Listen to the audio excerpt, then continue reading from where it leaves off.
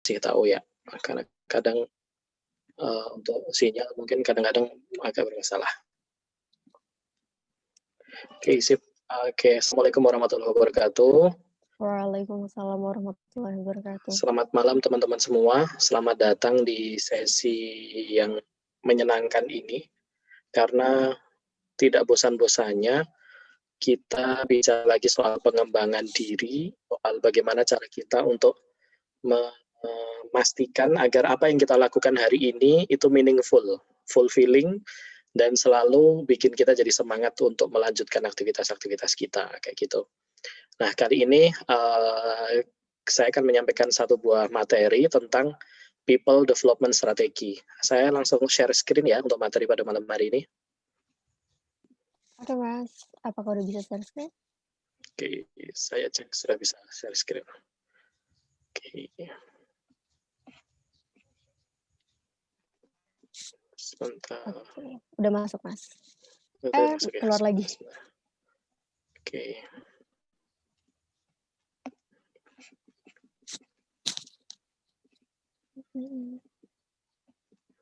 Oke, sudah kelihatan ya? Sudah jelas Mas. Oke, teman-teman, kali ini kita akan bicara tentang personal development strategi. Kita akan mulai dari pembahasan beberapa hal yang nanti mendasari kenapa di petakehidupan.id selama ini pakai trilogi petakehidupannya.id. Apa itu trilogi petakehidupannya.id?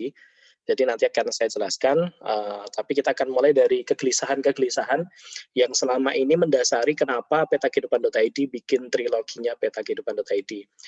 Long story short, triloginya petakehidupan.id itu ini. Nah, ini saya berikan gambaran dulu bahwa selama ini ketika kita bicara personal development strategi di petakehidupan.id, kita akan selalu bicara tentang 3 hal. Yaitu yang pertama kita akan bicara tentang talent mapping, yang kedua kita akan bicara tentang life mapping, dan yang ketiga kita akan bicara tentang career planning. Nah, itu yang akan saya jelaskan di malam hari ini. Kenapa kita bikin ini, strateginya kayak gimana, nanti akan saya jelaskan kayak gitu.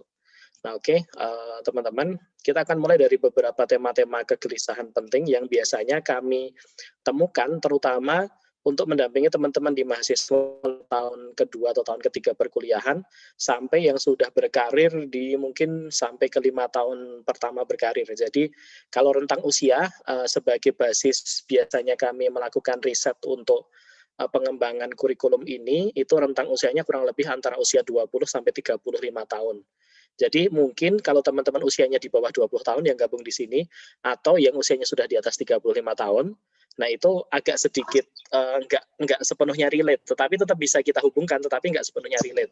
Tetapi untuk antara 20 sampai 35 tahun itu adalah basis risetnya. Jadi selama ini kurang lebih kuliah ya 20 tahun kan kurang lebih sekitar kuliah tahun ketiga gitu ya.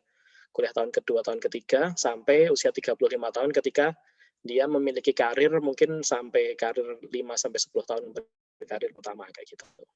Nah, salah satu kegelisahan yang paling sering muncul dalam tema-tema pembahasan kami adalah biasanya klien itu bilang, mengapa kadang seolah setiap pilihan hidup itu rasanya salah terus? Mengapa setiap prestasi yang raih itu terasanya kurang dan tidak pernah terasa mencukupi?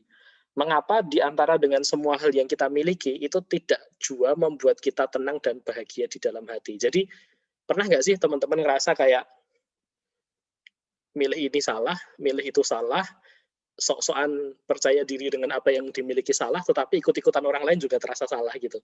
Jadi itu yang sering kali muncul bahwa sebenarnya aku tuh harus ngapain. Misalkan contoh case pertama yang ini saya ajak panjang adalah lulusan kuliah. Pertama yang biasanya mulai bikin kayak kuliah di usia-usia 20 tahunan. Jadi seolah-olah kayak, hei kenapa aku seolah-olah seperti memilih jalan yang salah gitu. Itu misalkan nomor 1 adalah case jurusan kuliah. Nanti nomor 2 soal organisasi atau tempat mengembangkan diri ketika di kampus. Jadi ketika di kampus itu aktifnya di mana, ngapain aja, itu juga mulai goyah. Nanti yang ketiga yang akan menjadi tema pembahasan yang paling sering terbahas adalah soal karir apa yang dipilih setelah lulus kuliah.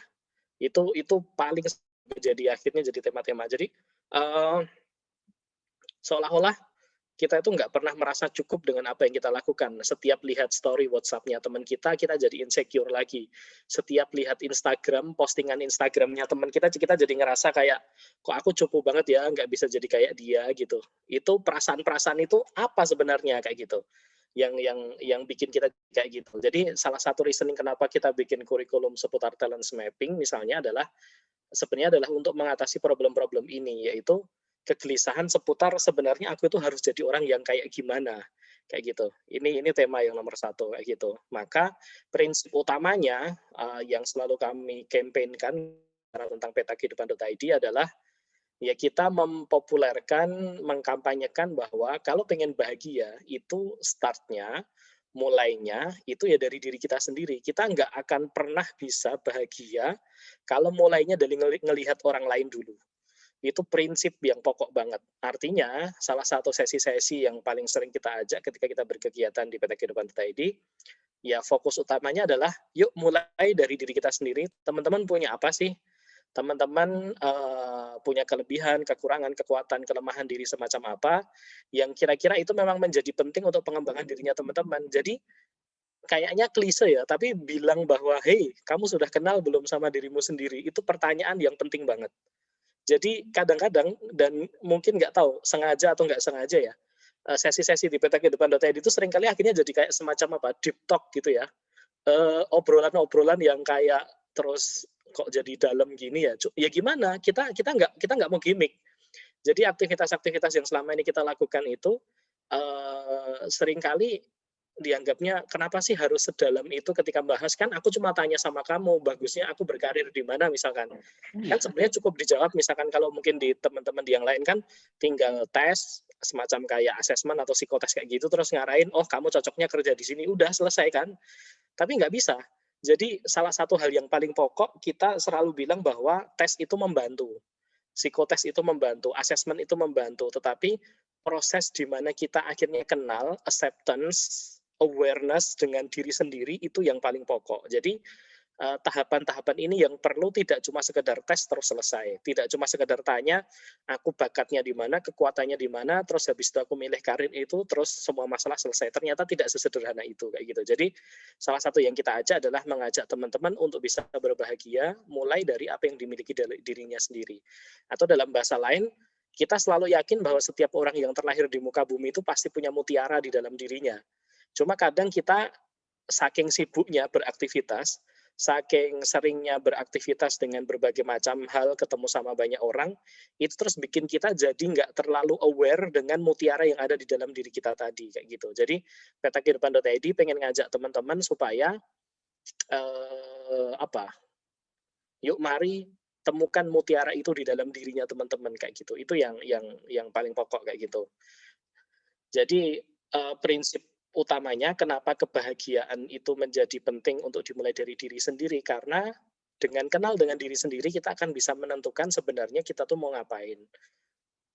Kita itu bahagia kalau kayak mana supaya tidak apa-apa terus membanding-bandingkan dengan orang di kiri dan kanannya gitu.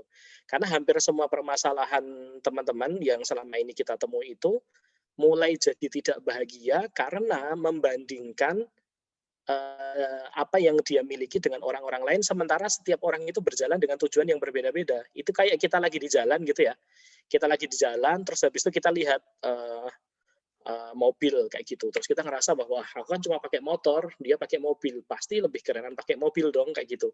Padahal belum tentu setiap tujuan itu bisa ditempuh dengan mobil. Ada kalanya jalan yang kita tempuh itu adalah jalan setapak yang ternyata itu justru butuh kekuatan kaki kita karena kita harus berjalan untuk sampai ke tujuan itu.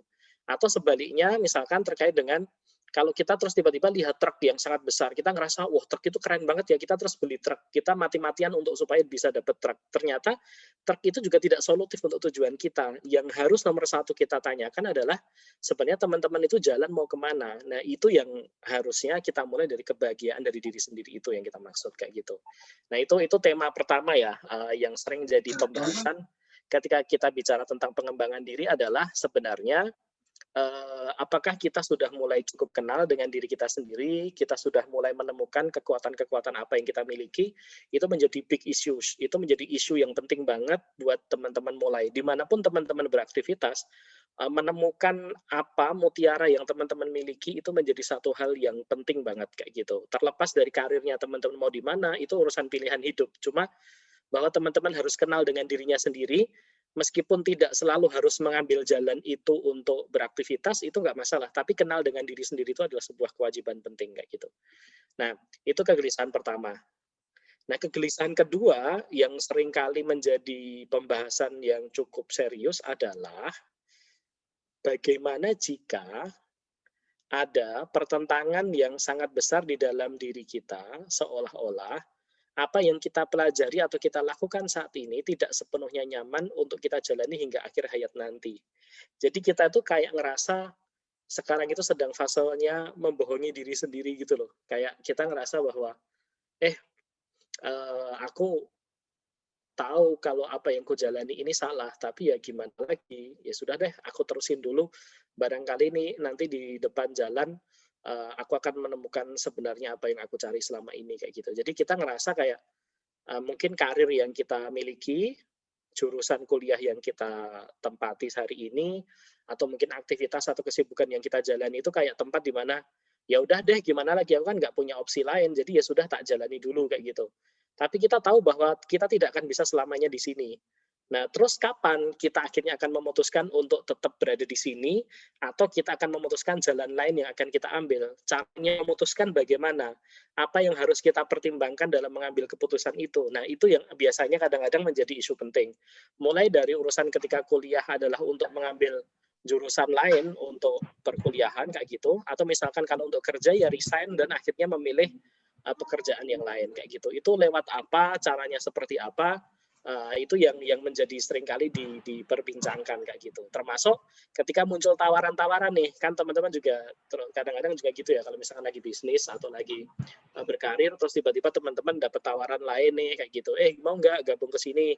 Nanti di sini dapat mungkin gaji atau penghasilan yang lebih gede, atau mungkin di sini nanti ada tawaran-tawaran lain. Nah, itu kapan saya harus pergi dari tempat di mana sekarang saya berada? Apakah lebih baik saya tetap berada di jalan saya yang ini atau berpindah ke tempat yang lain? Itu biasanya menjadi kegelisahan kedua yang cukup penting kayak gitu. Nah, salah satu prinsip utamanya yang ingin saya sampaikan buat teman-teman adalah pain is part of life, but suffering is an option kayak gitu. Jadi artinya luka yang kita dapat selama perjalanan itu keniscayaan. Kita nggak mungkin berjalan menempuh perjuangan pengembangan diri, kita beraktivitas sehari-hari kok nggak terluka, itu nggak mungkin. Kita pasti akan terluka.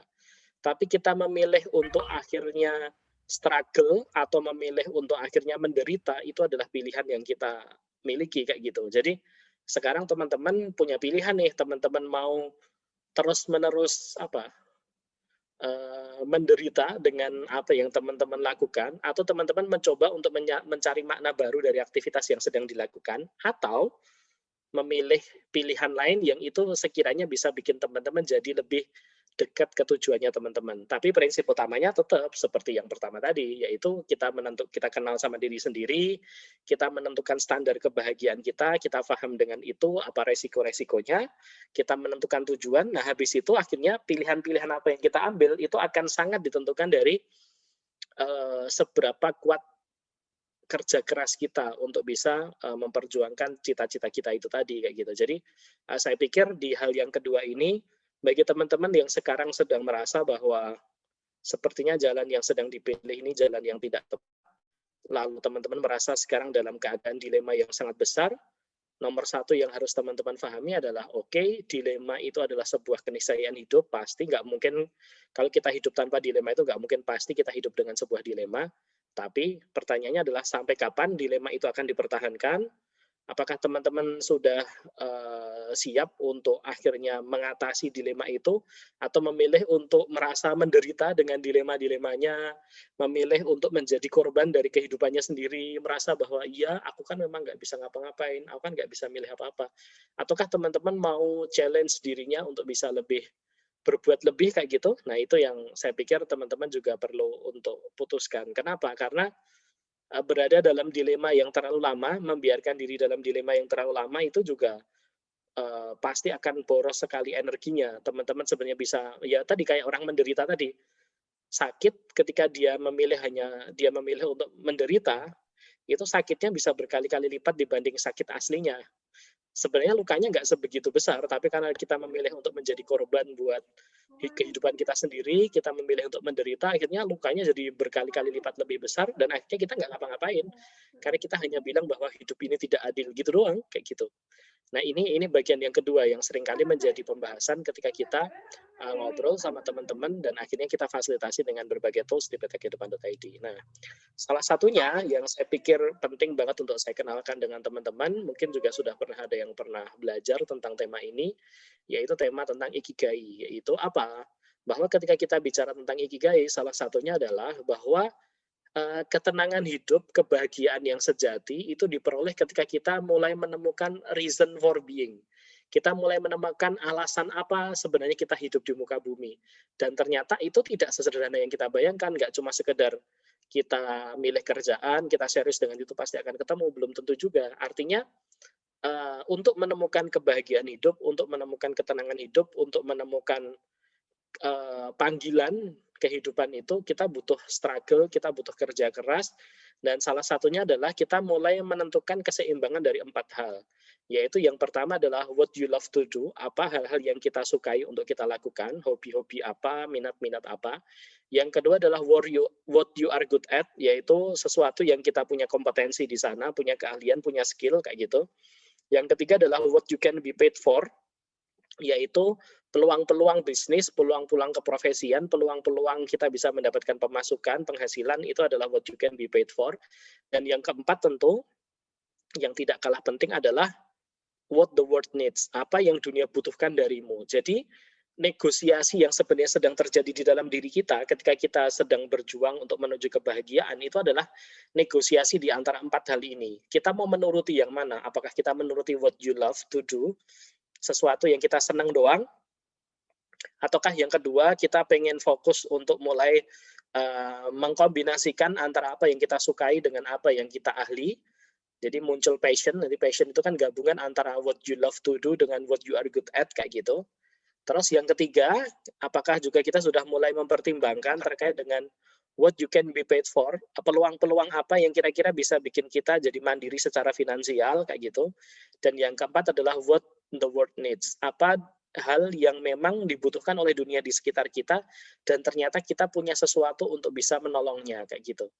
Nah, maka teman-teman menjadi penting untuk bisa mengkombinasikan, menyeimbangkan 4 hal ini untuk nanti menemukan benang merah dari 4 aktivitas kita di 4 bidang ini, sehingga nanti bisa ketemu, oh ternyata aku tuh punya panggilan jiwa apa, aku tuh punya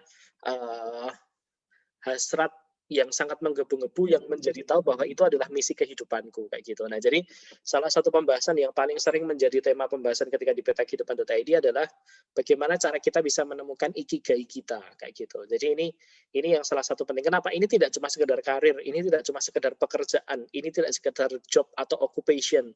Tapi kita juga bicara tentang a reason for being. Kita bicara tentang panggilan jiwa. Kita bicara tentang kenapa sih kita hidup di muka bumi ini, apa peran yang bisa aku berikan yang terbaik dalam hidupku kayak gitu.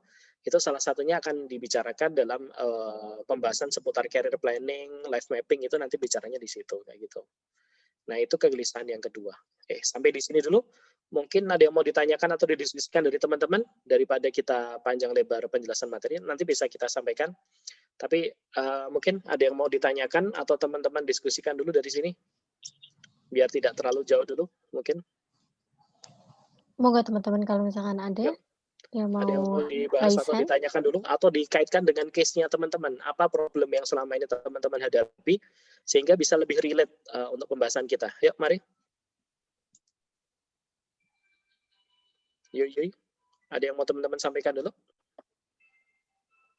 Hai. Sambil jalan aja, Mas. Mungkin. Karena kayaknya belum ada yang berani mau tanya. Oke, lanjut dulu berarti? Oke, lanjut dulu mohon, Mas. Oke, saya lanjutkan dulu. Oke.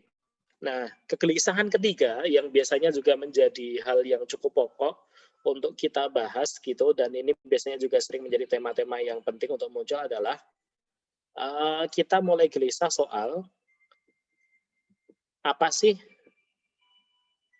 apa sih sebenarnya hal yang paling mahal di masa muda kita hari ini yang harusnya menjadi fokus untuk kita cari. Jadi supaya kita nggak ketinggalan tentang apa ya, hal paling penting yang harusnya memang kita pelajari gitu. Karena kan setiap setiap masa di usia kita itu kan memiliki hal pentingnya masing-masing. Nah, di masa muda ini kira-kira hal apa yang harusnya kita pelajari dan kita siapkan untuk kesuksesan kita di masa kehidupan kita yang berikutnya. Nah, ini juga ternyata menjadi hal-hal yang cukup penting karena kan bisa jadi kita semua tahu bahwa untuk mencapai kesuksesan itu nggak bisa instan kayak gitu. Nah, untuk ke sana, nah kita perlu tahu nih apa yang kira-kira bisa kita siapkan untuk mencapai kesuksesan kita tadi kayak gitu. Nah, tentu terutama misalkan ketika di masa mahasiswa atau teman-teman ketika di 5 tahun pertama berkarir, apa aja sih yang harusnya disiapkan? Nah, itu yang juga seringkali kita bahas ketika di sesi-sesi kita di petakehidupan.id. Nah, ternyata salah satu hal yang paling sering muncul adalah tema-tema pembahasan seputar bahwa kita selama ini melihat kesuksesan, sebuah achievement itu cuma di bagian luarnya doang kayak gitu. Kita selama ini merasa bahwa eh, yang kita pedulikan ketika seseorang itu sukses, misalkan taruhlah seseorang teman kita gitu ya, habis pamer medali emas kejuaraan apa gitu, atau dia barusan bikin startup dan akhirnya sukses besar, dia jadi kaya raya gitu, atau mungkin teman kita seorang influencer Instagram yang akhirnya sekarang followersnya mencapai ke 50.000 orang gitu misalkan, kita kan lihatnya cuma dari sisi luarannya gitu. Kita taunya cuma wow keren sekali dia hari ini. Sekarang usianya baru 22 tahun tapi follower Instagramnya sudah 50.000 orang. Itu kan kita ngerasa kayak wah masa depan cerah nih kayak gitu. Kayaknya endorse apapun dia pasti bakalan sukses gitu kan. Nah kita kan cuma lihat dari sisi luaran ya. Kita nggak pernah tahu bahwa untuk sampai ke fase itu dia harus mengorbankan berbagai macam hal, dia harus disiplin bikin konten, dia harus siap dengan berbagai macam penolakan dan pengorbanan yang harus dia berikan. Dia harus siap dari kegagalan-kegagalan yang dia alami. Dia butuh sampai bermalam-malam tidak tidur untuk menyiapkan strategi gimana caranya biar pas dia ngomong itu banyak orang yang terpukau dengan cara dia ngomong kayak gitu. Kita nggak tahu berapa lama dia latihan untuk bikin satu konten itu, dia nyiapinya berapa lama.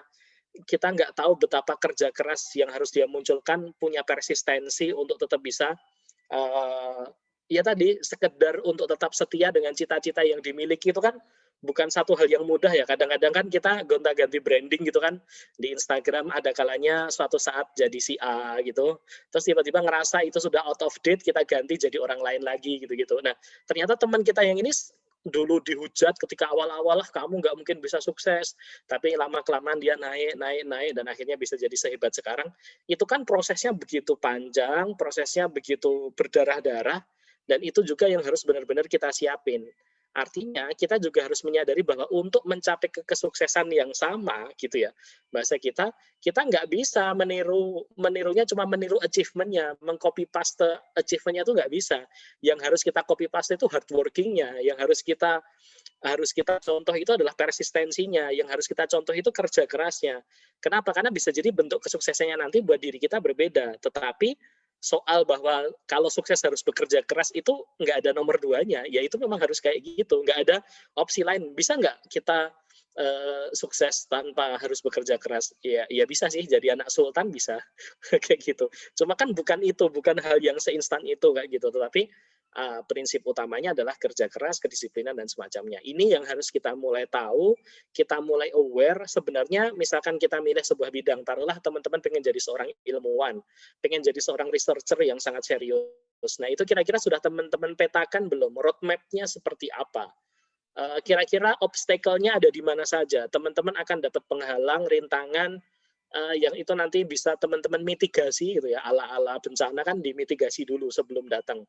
Ya sama sebenarnya, permasalahan-permasalahan yang kita hadapi untuk mencapai ketujuan, itu juga bisa kita mitigasi terlebih dahulu supaya kita nanti tidak terkaget-kaget ketika ketemu masalah terus, "Wow, ternyata aku nggak tahu kalau jadi ilmuwan itu ternyata harus S3 dulu," gitu ya.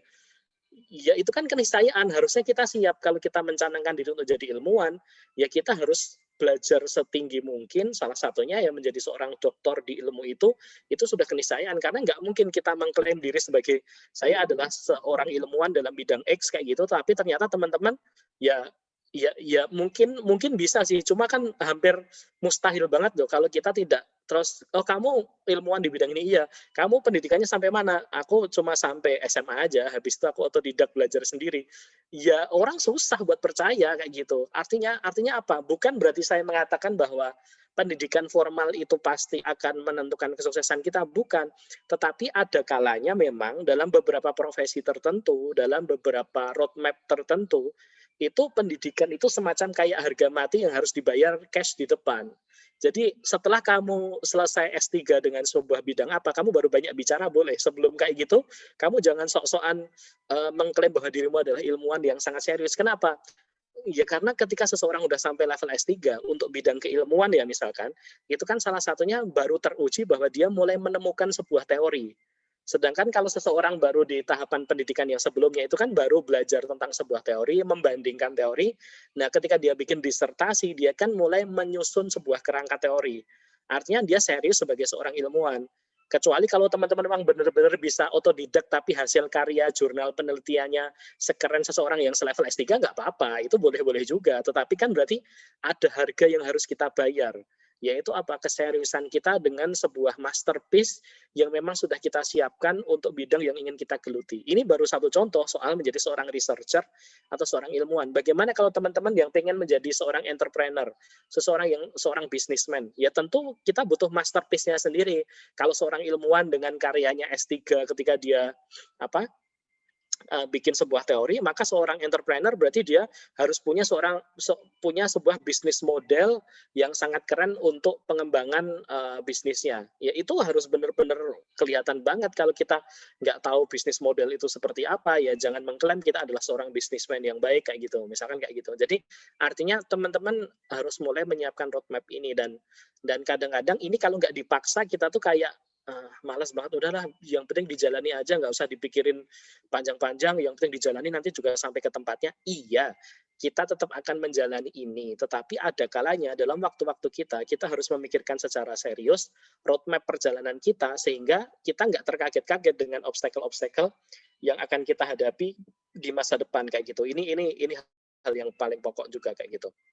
Nah, itu kegelisahan ketiga. Kegelisahan keempatnya adalah salah satu yang mungkin menjadi penyebab untuk seseorang akhirnya memikirkan ulang terkait dengan dirinya adalah kadang-kadang salah satu hal yang bikin seseorang jadi gelisah adalah apakah sebaiknya saya itu menjadi seorang spesialis atau saya menjadi seorang generalis. Ini juga bukan isu yang mudah untuk dijawab karena seolah-olah ya tadi jadi spesialis salah, jadi seorang generalis salah, terus saya baiknya gimana kayak gitu. Maka untuk menjawabnya kita harus benar-benar paham dulu begitu bahwa ketika kita menjadi seorang spesialis atau seorang generalis apapun itu, kita butuh untuk bekerja keras, kita butuh untuk memiliki keseriusan menuju ke bidang apa yang memang kita ingin geluti kayak gitu. Jadi salah satu hal yang sering kita kutip adalah apa yang disampaikan oleh Malcolm Gladwell tentang 10.000 jam ini. Meskipun banyak orang yang sudah mulai mengkritik teori 10.000 jam ini ya, bahwa nggak harus kok seseorang kalau pengen jadi seorang expert itu harus menghabiskan 10.000 jam latihan. Sekarang banyak ketika dia serius, dia baru 1.000 atau 2.000 jam latihan saja, kalau dia serius, dia sudah jadi seorang ahli. Bisa jadi kita akan bilang kayak gitu. Tetapi salah satu hal yang pengen saya ajak buat teman-teman semua, ternyata ketika Malcolm Gladwell bicara seputar 10.000 jam, hukum 10.000 jam ini, jadi kan dia bilang bahwa berdasarkan analisis biografi yang dia lakukan terhadap orang-orang sukses gitu ya, itu ternyata seseorang itu biasanya sampai ke puncak karirnya itu dimulai ketika dia itu sudah menempuh 10.000 jam latihan di bidang apapun itu. Jadi misalkan kalau teman-teman yang contoh yang dicontohkan adalah programming, misalkan teman-teman yang jadi programmer, teman-teman jadi web developer, teman-teman jadi misalkan di bidang inovasi digital kayak gitu-gitu, 10.000 jam latihan programming itu nanti akan membuat teman-teman jadi sangat persisten, sangat ahli dengan satu bidang, dan akhirnya teman-teman akan punya kepakaran yang sangat khas di situ, dan akhirnya juga teman-teman jadi punya kemampuan troubleshooting yang sangat keren. Jadi kalau sudah tahu kalau menghadapi masalah ini ngatasinya gimana, menghadapi masalah ini mengatasinya gimana. Jadi sudah pengalaman-pengalamannya itu benar-benar akan membentuk dirinya jadi seorang expert kayak gitu. Nah, ketika dia sudah menjadi seorang expert, maka apapun yang dia lakukan itu nanti akan sangat bernilai. Ketika dia memilih untuk menjualnya, maka bernilai finansial. Ketika dia memilih untuk mengkontribusikannya buat banyak orang, itu akan bernilai sosial. Ketika dia memilih untuk buat dirinya sendiri, maka secara eksistensial dia akan merasa sangat fulfilling. Kenapa? Karena dia tahu bahwa dengan 10.000 jam latihan yang dia lakukan itu, dia saat ini kalau levelnya itu apa ya? Levelnya itu kalau orang budayawan bilangnya levelnya begawan. Begawan itu nggak cuma sekedar seseorang yang tahu ilmunya, tapi sudah sangat mendalami filosofi ilmunya dan benar-benar tahu apa cara atau bagaimana cara yang paling tepat untuk menggunakan ilmunya. Jadi kan selama ini kalau kita kuliah itu kan dapat teorinya gitu ya, lalu kita belajar untuk mempraktekannya. Nah, kalau level begawan itu sudah sampai tahu, oh ternyata ilmu yang ini tuh penting, karena ini nanti akan digunakan untuk apa. Ilmu yang ini nggak penting-penting amat, jadi yang penting asal tahu aja. Nah, itu dia sudah tahu. Kenapa? Karena dia sudah punya 10.000 jam latihan ini. Nah, artinya kalau menurut saya sih buat teman-teman semua, kegelisahan seputar saya harus menjadi seorang spesialis atau generalis, itu tidak menjadi isu yang sangat penting untuk harus segera dijawab secara teknis, spesialis atau generalis, tapi yang lebih penting persistensi teman-teman dalam mengejar impian yang itu teman-teman tentukan. Jadi awalnya teman-teman bercita-cita, aku pengen jadi spesialis aja, aku nggak pengen memikirkan hal-hal yang terlalu besar, ya nggak apa-apa. Yang penting persisten, jangan sampai nanti masuk ke sebuah bidang, diseriusi, begitu kena tantangan, wah kayaknya ini bukan jalanku, terus cari jalan yang lain. Terus kayak gitu lagi terus-menerus sampai usia 40 tahun serius mau gitu-gitu terus. Kan nggak mungkin. Jadi ya kenapa? Karena kerja keras itu harga yang harus dibayar untuk semua bidang. Jadi nggak ada bidang yang kita bisa sukses kalau nggak kerja keras. Jadi kita kan seringkali, barangkali aku bisa menemukan bidang yang lebih mudah. Banyak bidang yang lebih mudah, tapi belum tentu juga di situ nggak ada tantangannya.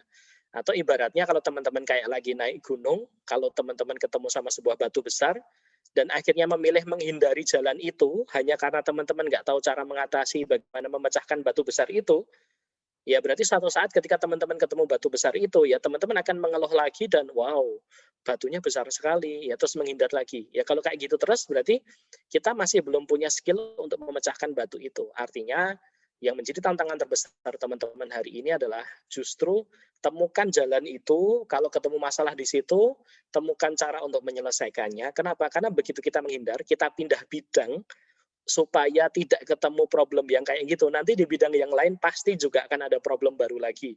Yang bisa jadi itu sebenarnya adalah problem yang sebenarnya akan dimanapun akan kita hadapi. Misalkan problem soal apa? Public speaking misalkan. Aku pengen nyari bidang yang nggak usah banyak bicara deh, yang penting kerja aja.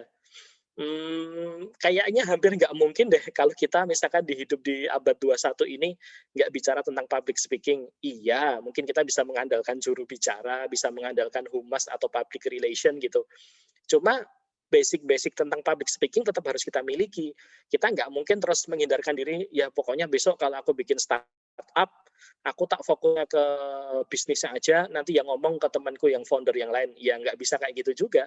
Teman-teman tetap harus siap minimal dengan batas tertentu, teman-teman tetap menguasai, misalkan salah satunya adalah public speaking. Atau misalkan apa yang lain, yang seringkali menjadi obstacle, yaitu manajemen waktu misalkan. Ini salah satu isu yang penting banget juga, yaitu kita selama ini merasa bahwa aku kayaknya masih bermasalah dengan soal urusan prokrastinasi. Jadi menunda-nunda pekerjaan, kita terus jadi seringkali lebih memilih untuk mencari pelampiasan ketika kita ketemu hal-hal yang besar yang itu mengganggu kita, terus akhirnya sibuk ngapain, hal kefokusan utama yang kita hindari.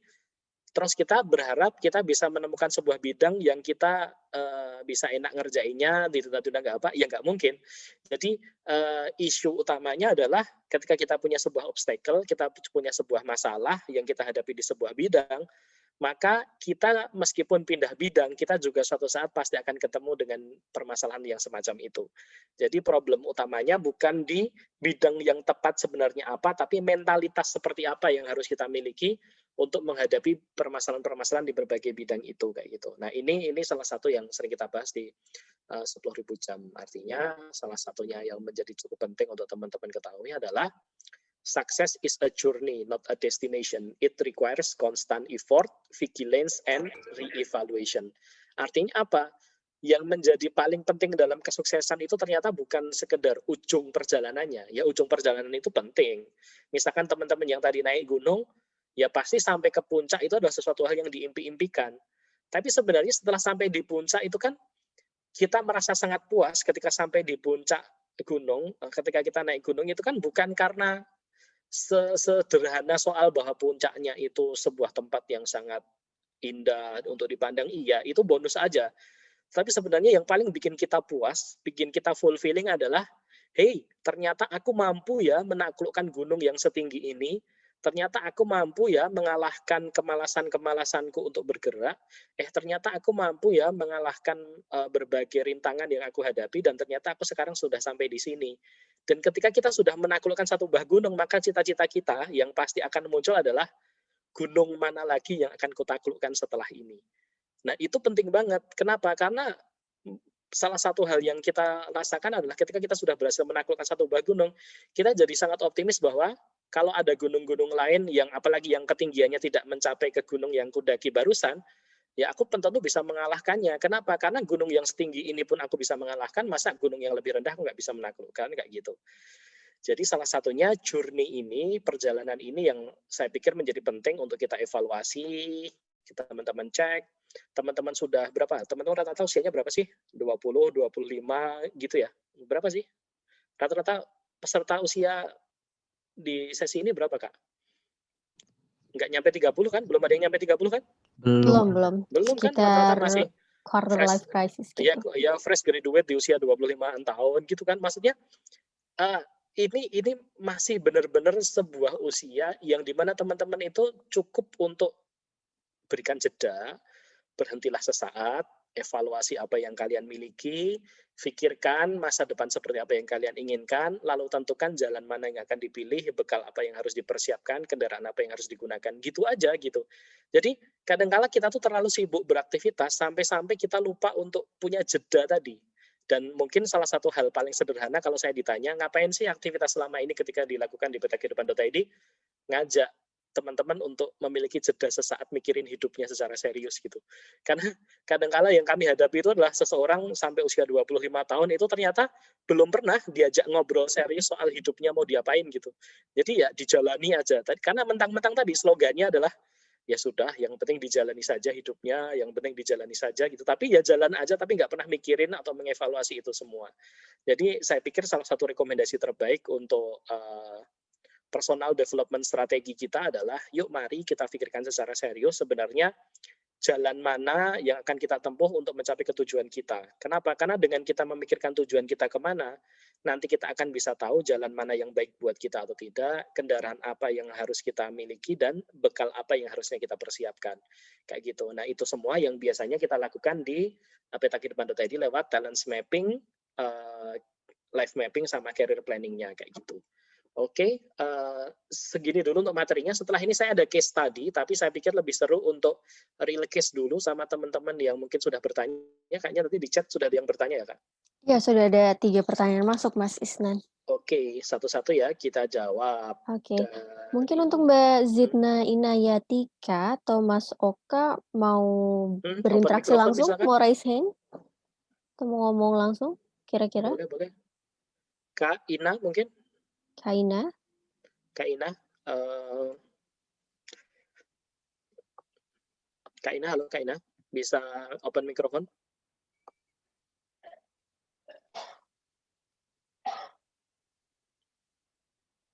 Nggak bisa? Kalau nggak bisa tak bacain dulu aja Kak berarti? Saya aja Mas yang bacain Oke, mungkin. ya, oke, Oke. siap-siap. Hmm, Jadi ada pertanyaan Mas dari hmm, Ina, dari hmm, Sleman. Katanya relate banget sama kegelisahan-kegelisahan yang tadi Mas Isnan sudah hmm, paparkan. Ina ini baru lulus dari PTK hmm, dengan materi kuliah yang menurutnya sukar. hmm, IPK-nya nggak cuma jongkok tapi tidur katanya. hmm. Nah, menjelang penempatan ini, rasanya cuma gelisah, khawatir tentang gimana kehidupan ke depannya, dapat penempatan di mana, air sama listriknya nanti lancar enggak, ibadahnya Oke, bakal sulit enggak, terus otaknya yang nggak ada apa-apanya bisa sekolah lagi atau enggak gitu. Bakal bisa nikah atau enggak, bisa ningkatin kondisi ekonomi keluarga atau enggak. Nah, siap. Ina mau nanya Mas, dia ngerasa kosong banget, nggak punya apa-apa dan berencana mau ngikutin apa aja yang hidup bakal kasih besok. Padahal dulunya nggak kayak gitu, gitu. Sekarang impiannya rasanya udah nggak ada gitu, semangatnya juga udah nggak ada, semangatnya udah patah. Nah, caranya untuk ngatur hidup yang udah terlanjur nggak punya apa-apa ini gimana sih Mas di usia 21 tahun? Monggo Mas Isna. Oke, siap. Terima kasih Kak Ina, pertanyaannya luar biasa. Eh, saya kalau dapat pertanyaan kayak gini tuh jadi inget siapa? Foundernya KFC, kakek Kolonel siapa namanya? Sanders. Ya, Colonel Sanders. Dia menurut saya keren banget. Maksudnya kebayang nggak sih? Kan Ina bilang bahwa hidupnya yang kosong, nggak ada apa-apanya di usia 21 tahun. Colonel Sanders di usia 21 tahun masih ngapain kira-kira dia? Dia founding KFC itu di usia berapa? Udah veteran kan kayaknya di usia pensiun-pensiun mungkin 50-an atau 50-an atau mungkin bisa jadi 60-an sekitar itu. Jadi uh, salah satunya ya Kak Ina ketika kita bicara soal gimana cara kita bisa menata ulang hidup kita kembali ketika kita merasa bertahun-tahun kan tadi PTK ya berarti kan perguruan tinggi kedinasan gitu yang mungkin sudah disiapkan untuk nanti akhirnya setelah lulus akan penempatan kemana kayak gitu. Nah saya membayangkan kan bisa jadi yang bikin masalah itu bukan karena IPK-nya rendah, yang bikin masalah bukan karena kita ngerasa kayak kita nggak berkembang, tapi yang bikin masalah itu adalah kita jadi sulit untuk memisahkan mana hal-hal yang bisa kita kontrol dan mana hal-hal yang tidak bisa kita kontrol. Itu hampir semua jadi permasalahan problem kehidupan seseorang itu di situ. Jadi tadi coba lihat pertanyaan-pertanyaannya, misalkan yang sering jadi kegelisahan adalah nanti habisnya aku ditempatin di mana, nanti di sana fasilitas kehidupannya gimana, untuk terus nikahku gimana kalau aku nanti dikirim ke pelosok Indonesia yang di situ nanti kalau di sana terus aku nggak bisa connect sama teman-temanku sebelumnya, padahal aku harus mikirin keluarga, aku harus mikirin nanti aku menikah gimana. Itu semua kan jadi kayak keruh dan ricuh gitu ya kehidupan kita gitu. Nah, satu hal yang harus benar-benar Kak Ina benar-benar bisa pisahkan adalah ke depan adalah soal sebenarnya mana di antara pertanyaan-pertanyaan itu yang bisa dikontrol dan mana di antara hal-hal itu yang memang tidak bisa dikontrol. Karena kalau kita mencoba untuk berusaha untuk mengontrol sesuatu yang tidak bisa kita kontrol, maka itu adalah sebuah masalah yang sangat besar. Misalkan soal penempatan, apa yang bisa kita kontrol? Berdoa semaksimal mungkin itu bisa kita kontrol. Tapi soal ditempatkannya di mana kan nggak bisa kita kontrol. Jadi setelah sudah berjuang semaksimal yang kita bisa dengan ikhtiar yang kita lakukan, maka untuk hal yang tidak bisa kita kontrol, jangan coba sekalipun untuk coba dikontrol. Karena nanti yang ada adalah asam lambungnya naik, terus mulai pusing-pusing gitu, gejala-gejala mahnya mulai berdatangan dan itu akan merusak diri sendiri. Kenapa diri sendiri mengeluarkan alarm berupa asam lambung buat beberapa teman-teman pusing-pusing, badannya linu-linu nggak enak, tiba-tiba moodnya hancur berantakan, itu kan sebenarnya sinyal hormon tubuh. Kenapa? Karena tubuh itu tidak kuat untuk diajak memikirkan sesuatu yang memang tidak bisa dipikirkan. Soal penempatan itu kan sesuatu yang benar-benar di luar keputusan kita. Ya, jadi jangan mencoba untuk bisa mengatur itu. Fokusnya ke yang bisa kita atur saja. Oh, meningkatkan skill untuk beradaptasi dimanapun kita berada, meningkatkan survivability gitu ya, kemampuan kita untuk bisa bertahan hidup di berbagai tempat itu bisa kita kontrol. Tapi soal hal-hal yang tidak bisa kita kontrol itu nanti akan sangat berbahaya kalau kita mencoba untuk bisa mengkontrolnya. Maka salah satu prinsip untuk menata hidup di situ adalah mulai memisah-misahkan hal-hal mana yang itu bisa kita kendalikan dan mana-mana yang tidak bisa kita kendalikan. Itu hal yang paling pokok yang pertama. Yang nomor dua adalah, di antara sekian banyak hal-hal yang bisa kita kendalikan tadi, perencanaannya bagaimana? Apa yang bisa nanti bisa kita kelola, bisa kita manage itu apa saja kayak gitu. Itu nanti akan mulai kayak gitu. Salah satunya nomor satu adalah seringkali ini mungkin case bagi teman-teman yang berada di perguruan tinggi kedinasan ya. Ini mungkin sebuah case yang saya pikir menjadi penting untuk teman-teman yang selama ini di bidang arahnya ke public sector, ke kedinasan, itu adalah seringkali teman-teman itu merasa mentang-mentang berada di dalam sebuah sistem birokrasi, teman-teman itu tidak layak untuk mengenal diri sendirinya. Teman-teman merasa seolah-olah tidak penting untuk tahu sebenarnya kekuatan saya ada di mana. Seolah-olah teman-teman merasa bahwa semaksimal saya, ya maksimal saya hanya akan bisa bertahan hidup di sistem birokrasi ini. Padahal nggak kayak gitu juga. Kami punya beberapa komunitas yang kita dampingi, ini para aparatur muda gitu ya sebutannya, teman-teman PNS yang usianya masih muda, itu ada beberapa komunitas obrolan-obrolan bersama dengan kami. Salah satunya adalah di sana mereka sangat tertarik banget untuk bicara tentang talent mapping. Kenapa? Karena ternyata mereka mulai bisa menemukan bahwa sama-sama saya kerja sebagai seorang di birokrasi, ternyata ketika kita tahu kekuatan kita ada di mana, kita tuh akhirnya bisa berbahagia ketika memanfaatkan kekuatan itu untuk pekerjaan-pekerjaan kita kayak gitu. Nah, kadang-kadang mentang-mentang teman-teman di kedinasan itu kan sudah ada job desk-nya ya. Besok kamu penempatan di sana, job desk-nya apa ya sudah, yang penting SOP-nya dijalankan selesai. Terus teman-teman tidak tertarik untuk mengeksplorasi sebenarnya kekuatan atau kelebihan yang dimiliki apa. Nah, itu yang kadang-kadang menjadi permasalahan. Jadi saya pikir salah satu saran saya, Kak Ina, selain nomor satu tadi bisa memilah-milah mana yang menjadi bisa dikendalikan dan mana yang tidak bisa dikendalikan. Salah satu penataan yang kedua adalah mulai salah satunya mengenali diri secara serius untuk akhirnya bisa tahu kekuatan apa yang dimiliki kayak gitu. Karena kalau enggak nanti ya semakin ngikut arus terus, kita ke sana ngikut ke sana. Ya kalau kantornya produktif, nanti kalau kantor penempatannya nggak produktif gimana? Misalkan kayak gitu kan terus nanti jadinya ya sudah ngikut arus aja. Siapalah aku kan cuma satu orang di kantor ini yang tidak punya apa-apa. Potensinya, mutiaranya tidak akan ketemu Kak Ina kalau kayak gitu terus. Jadi salah satu saran saya adalah yuk kerja keras untuk mulai menemukan mutiaranya Kak Ina itu sebenarnya apa. Itu yang saya sangat dorong teman-teman untuk bisa temukan mutiara apa yang sebenarnya ada di dalam diri kita. Setiap orang pasti punya mutiara kayak gitu. Itu yang menjadi keyakinan saya kayak gitu. Gitu Kak, semoga bisa menjawab. Oke, terima kasih Mas Isnan. Ida mau memberikan respon mungkin bisa unmute terus merespon kembali, atau jika tidak berkenan bisa di chat aja. Halo Ina. Oh ya, silakan Ina. Halo Kak Ina. Ya, terima kasih atas jawabannya Mas Isnan. Itu tadi yang terkait sarannya itu loh, yang jawaban yang terakhir. Nah, aku tuh kan tadi ada sempat bilang ya, kayak aku tuh merasa apa yang udah aku capai saat ini tuh ya karena aku tidak melakukan ikhtiar semaksimal mungkin kayak gitu loh. Kayak selalu merasa misal udah melewatkan sesuatu kayak ya udah emang karena misal tuh aku tadi bilang orang IP-nya jelek, aku bakal penempatan di mana di Papua kayak gitu itu kan kayak ya berarti kan aku nggak berikhtiar semaksimal mungkin gitu. Coba Iya. kalau IP-ku bagus yang kayak gitu-gitu loh. Hmm. Nah, terkait sama itu aku tuh misalnya merasa kayak aku punya kemampuan nih di desain gitu. Tapi nanti tuh begitu ngeliat kayak orang-orang kayak ternyata aku nggak bisa ya, aku nggak semahir orang-orang. Terus misal aku ngerasa aku bisa nih, aku kalau nulis bagus, terus nanti ngelihat tulisan orang-orang kayak, tuh kan ternyata nggak sebagus punya orang-orang, yang kayak gitu loh. Jadi tuh, apa ya, kayak setiap ngerasa aku punya skill tertentu, itu tuh kayak terpatahkan dengan mudah. Ya jeleknya lagi kayak tidak mengusahakan untuk meningkatkan itu sih jadinya. Kayak jadi bingung gitu loh, pengen nyoba ini, pengen nyoba itu. Akhirnya jadi nggak ahli di salah satu menurutku, kayak gitu loh. Nah itu juga jadi salah satu kendala kenapa, ya wis lah tak ikut, nanti dimintain apa, ya udah nanti, yang kayak gitu-gitu. Siap. Tanggapi ya. Nah, Kak Ina, jadi kalau yang Kak Ina barusan sampaikan, itu salah satu isunya, nanti bisa teman-teman pelajari sendiri ya, salah satu untuk rujukannya, coba baca bukunya Carol Dweck yang dia bicara tentang growth mindset. Ini bukunya super keren, saya rekomendasikan banget buat teman-teman yang pengen punya pelajaran-pelajaran penting soal pengembangan mindset diri.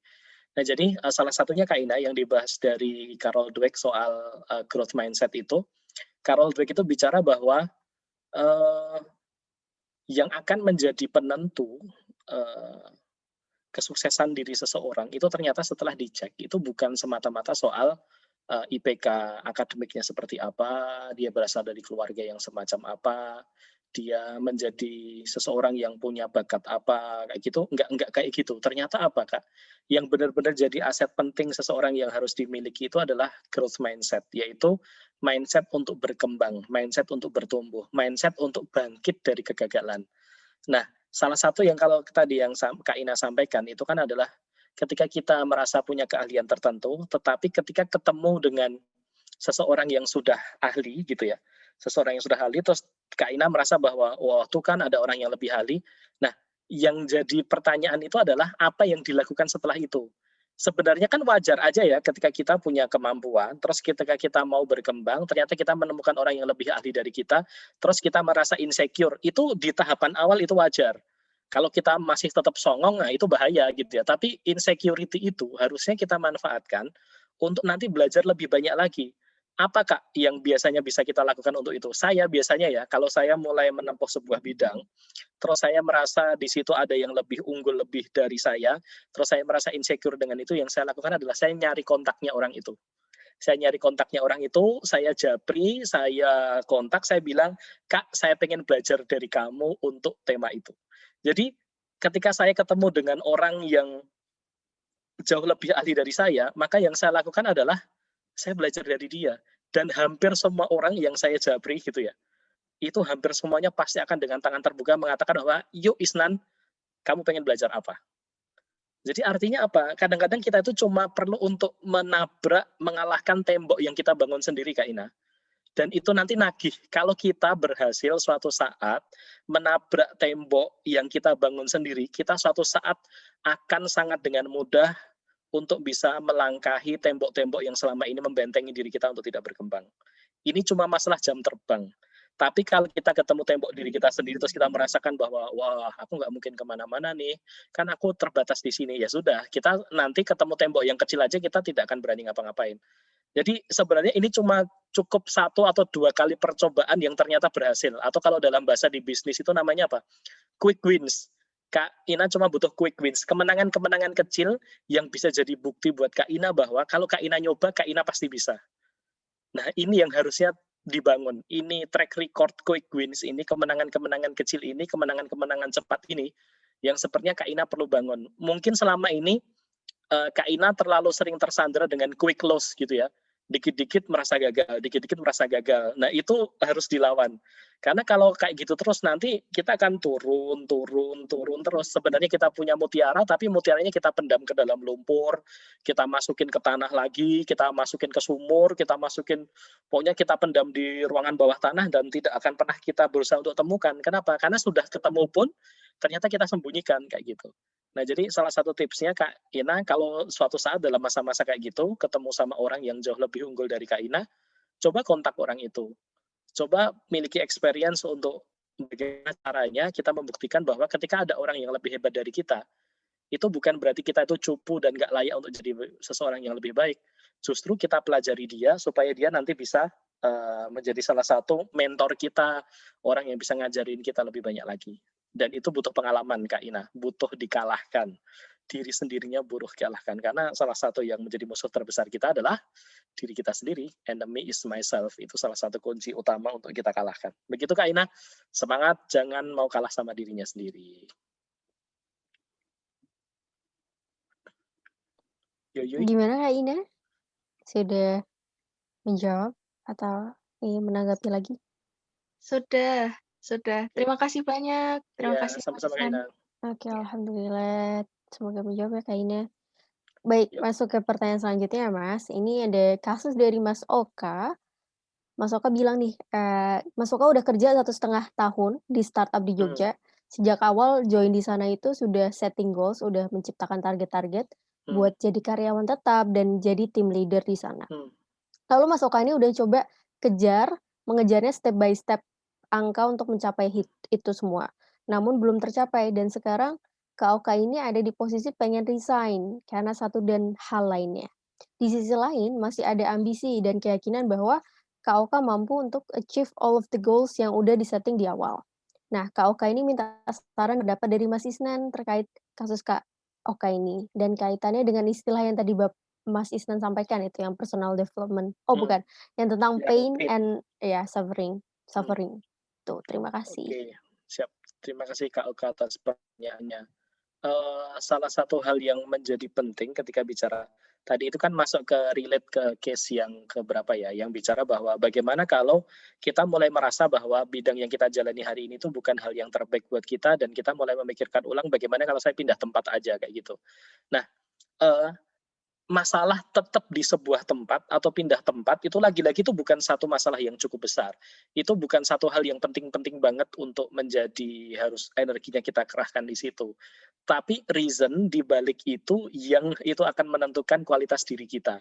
Jadi kalau tetap di situ dengan alasan apa? Aku pengen struggling, aku pengen achieve something, aku pengen mengalahkan diriku sendiri, aku pengen membuktikan buat diriku sendiri bahwa aku bisa untuk mengalahkan rasa malas, aku bisa kerja keras, itu nggak masalah. Tapi kalau tetap bertahan di situ karena merasa bahwa kalau nanti di tempat lain aku gagal, nah itu nanti beda levelnya kayak gitu. Atau teman-teman milih untuk pindah, KOK milih untuk pindah, tapi dengan alasan bahwa oke, aku ngerasa setelah aku evaluasi, sepertinya potensiku lebih berkembang di tempat yang lain, itu juga nggak apa-apa. Tapi kalau alasannya adalah aku nggak bisa berhasil di sini, mending aku pindah aja lah, barangkali nanti di tempat lain aku bisa ketemu yang lebih bagus. Nah itu nanti yang juga jadi problematis. Artinya Kak Oka, yang menjadi hal paling pokok itu bukan sekedar tetap di sini atau resign. Tapi yang menjadi pokok adalah narasi semacam apa yang kita bangun buat diri kita sendiri soal kita akan tetap di situ atau kita resign. Kenapa? Saya takutnya itu layaknya yang saya jelaskan tadi soal batu besar itu loh. Kita sekarang sedang menempuh sebuah perjalanan dan tiba-tiba di tengah jalan ketemu batu besar. Taruhlah ini kita analogikan dengan masalah KOK tidak bisa mencapai achievement yang tadi KOK inginkan kayak gitu. Nah, ketika KOK akhirnya resign gara-gara males ketemu batu besar, maka ketika KOK resign dan akhirnya masuk ke startup yang lain atau bikin startup baru, kira-kira batu besar itu kira-kira masih akan KOK temui nggak? Itu pasti akan ketemu lagi sama si batu besar itu. Kenapa? Karena kita belum berhasil untuk memecahkan batu itu. Jadi hakikatnya batu itu tuh tetap akan kok agak jadi ngeri ya. Batu itu akan mengikuti kehidupan kita kemanapun kita pergi gitu. Sampai kita benar-benar bisa mengalahkan itu. Nanti kalau batu besarnya sudah bisa kita kalahkan, kira-kira ketemu batu yang lebih besar lagi nggak? Pasti akan ketemu batu yang jauh lebih besar lagi. Artinya apa? Kita naik level karena cobaannya sudah meningkat, itu artinya level diri kita kapasitasnya juga sudah meningkat. Kalau masih di level seorang taktis teknis di startup, ya pasti urusan-urusannya cuma deadline, urusan-urusannya cuma produktivitas kerja. Tapi nanti kalau sudah di C-level jadi CTO, jadi CEO, jadi CFO kayak gitu, wah itu batunya sudah raksasa-raksasa lagi. Kenapa? Karena yang diurusin sudah banyak orang, mengancam kalau gagal itu yang terancam tidak cuma gajinya sendiri tapi juga gajinya orang lain, bisa sampai bikin startup tutup gara-gara salah strategi gitu kan.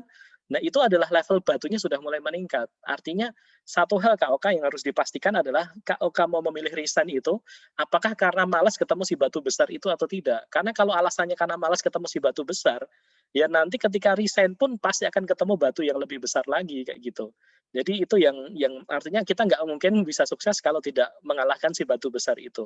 Dan setiap orang ini uniknya adalah setiap orang itu pasti akan ketemu dengan masalah di saat-saat dia kondisi terlemahnya. Jadi pas kondisi kita ngedrop itu justru masalah itu pasti akan datang dengan sangat besarnya. Kenapa?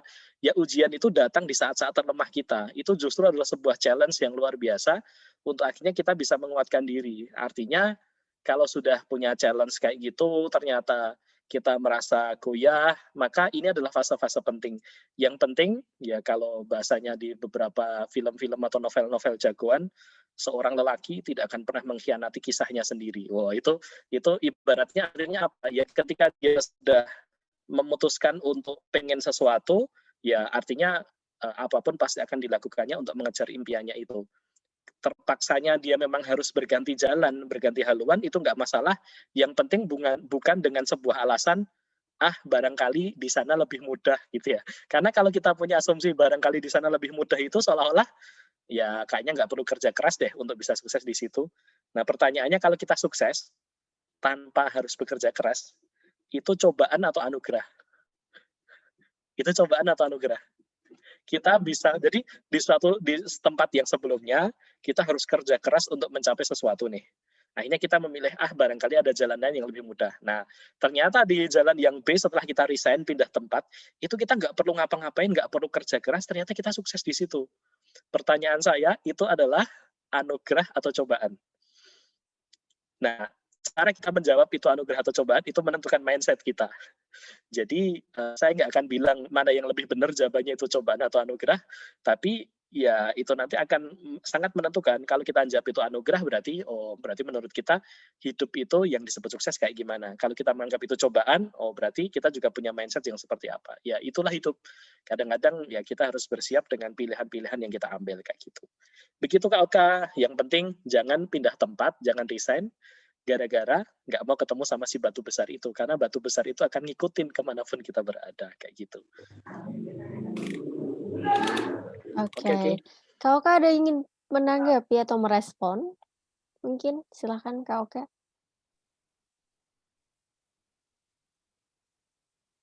Oke. 1, 2, 3. Jika nggak ada, ini ada Fatimah, Mas Isnan yang ingin berinteraksi langsung. Silakan Fatimah. Oke, siap. Halo Kak Fatimah. Halo. Ya, Baik, terima kasih. Assalamualaikum warahmatullahi wabarakatuh. Waalaikumsalam warahmatullahi wabarakatuh. Perkenalkan, saya Fatimah Azahra, salah satu mahasiswa Universitas Bangka Belitung. Siap. Di sini saya ingin bercerita mengenai kesulitan saya dalam hal berkomunikasi. Jujur, saya mengalami kesulitan dalam hal berkomunikasi, bergaul, dan bekerja sama dengan orang lain. Segala sesuatu, baik berupa tugas ataupun hal-hal yang berhubungan dengan pekerjaan lain, selalu saya selesaikan sendiri dengan serius dan tanpa banyak bicara dengan yang lain. Pada waktu jam istirahat atau jam kosong, sering saya habiskan bukan untuk berbicara atau mengobrol dengan orang lain, karena saya sering berpikiran negatif ketika orang senang berbicara, yang dibicarakan selalu gosip. Sedangkan saya tipe orang yang senang berbicara hanya dengan hal-hal yang berhubungan dengan suatu hal yang pasti atau yang penting. Ketika saya mendapat tugas bersama dengan beberapa orang untuk bekerja sama menyelesaikan masalah, saya tidak dapat mengeluarkan ide-ide saya. Saya mendadak menjadi kehilangan akal seperti orang yang sangat bodoh di antara mereka. Padahal ketika saya sedang sendiri dan dihadapkan dengan masalah atau beberapa hal yang harus diselesaikan, ide-ide mudah bermunculan dalam pikiran saya. Apa yang sebaiknya saya lakukan? Mohon bantuan dan sarannya, Kak. Terima kasih. Siap. Oke, terima kasih Kak Fatimah. Pertanyaannya luar biasa. Ini terkait dengan bagaimana Kak Fatimah mencoba untuk mengenal dengan Kak Fatimah sendiri itu punya kekuatan diri seperti apa, kelemahan diri seperti apa, dan kali ini mencoba untuk membuka diri tentang apa sih yang bisa kita lakukan untuk mengoptimalkan perkembangan Kak Fatimah selanjutnya gitu ya.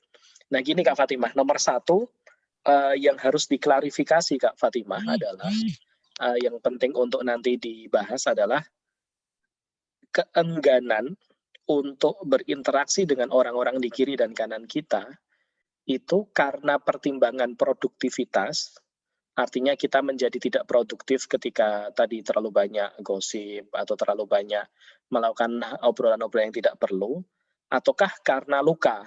Karena itu nanti arahnya bisa jadi sangat berbeda, Kak. Jadi artinya ketika Kak Fatimah itu melakukan sesuatu karena pertimbangannya produktivitas, saya mendukung sepenuhnya dan itu bagus gitu ya. Artinya kita tidak berkomunikasi dengan orang lain di hal-hal yang memang tidak diperlukan, itu nggak apa-apa kayak gitu.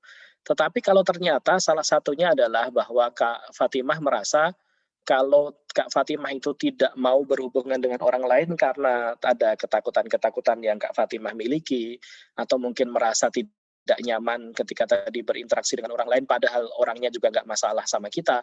Nah itu nanti berarti satu hal yang butuh untuk diatasi. Kenapa? Karena bisa jadi kalau untuk selama di posisinya di perkuliahan banyak kegiatan-kegiatan kelompok itu yang bisa kita skip gitu ya. Kita skip itu maksudnya ya udah deh, yang penting sekenanya, toh itu juga cuma tugas kelompok, nanti tidak akan terlalu berefek banget untuk kehidupan kita. Tetapi lagi-lagi ini kan berarti kita mulai menemukan bahwa batu besar yang sedang dihadapi oleh Kak Fatimah itu adalah si problem komunikasi atau kerja kelompok atau teamwork ini kayak gitu. Nah, pertanyaannya adalah kira-kira dalam kehidupan Kak Fatimah berikutnya itu kira-kira apakah mungkin kita bisa men-skip atau memilih jalan lain ketika ternyata memang kebutuhannya adalah Kak Fatimah pengen mengembangkan diri dalam sebuah karir yang mau nggak mau harus ketemu dengan banyak orang kayak gitu. Nah, itu juga nanti juga jadi bahan pertimbangan. Jadi nomor satu Kak Fatimah yang perlu dicek adalah kira-kira menghindari pekerjaan yang bertemu dengan banyak orang, aktivitas-aktivitas yang bertemu dengan banyak orang ini penyebabnya karena apa? Itu nanti perlu dicek karena itu nanti akan sangat membedakan apa yang akan kita lakukan setelahnya. Kalau artinya gini, kalau misalkan memang itu pertimbangannya karena pertimbangan transaksional bahwa kalau aku bekerja dalam kelompok, terus kelompoknya itu terlalu banyak bicara hal yang nggak penting, aku nggak mau ikut-ikutan. Aku punya fokus mau kerjaanku aja, itu kan profesional, itu nggak apa-apa.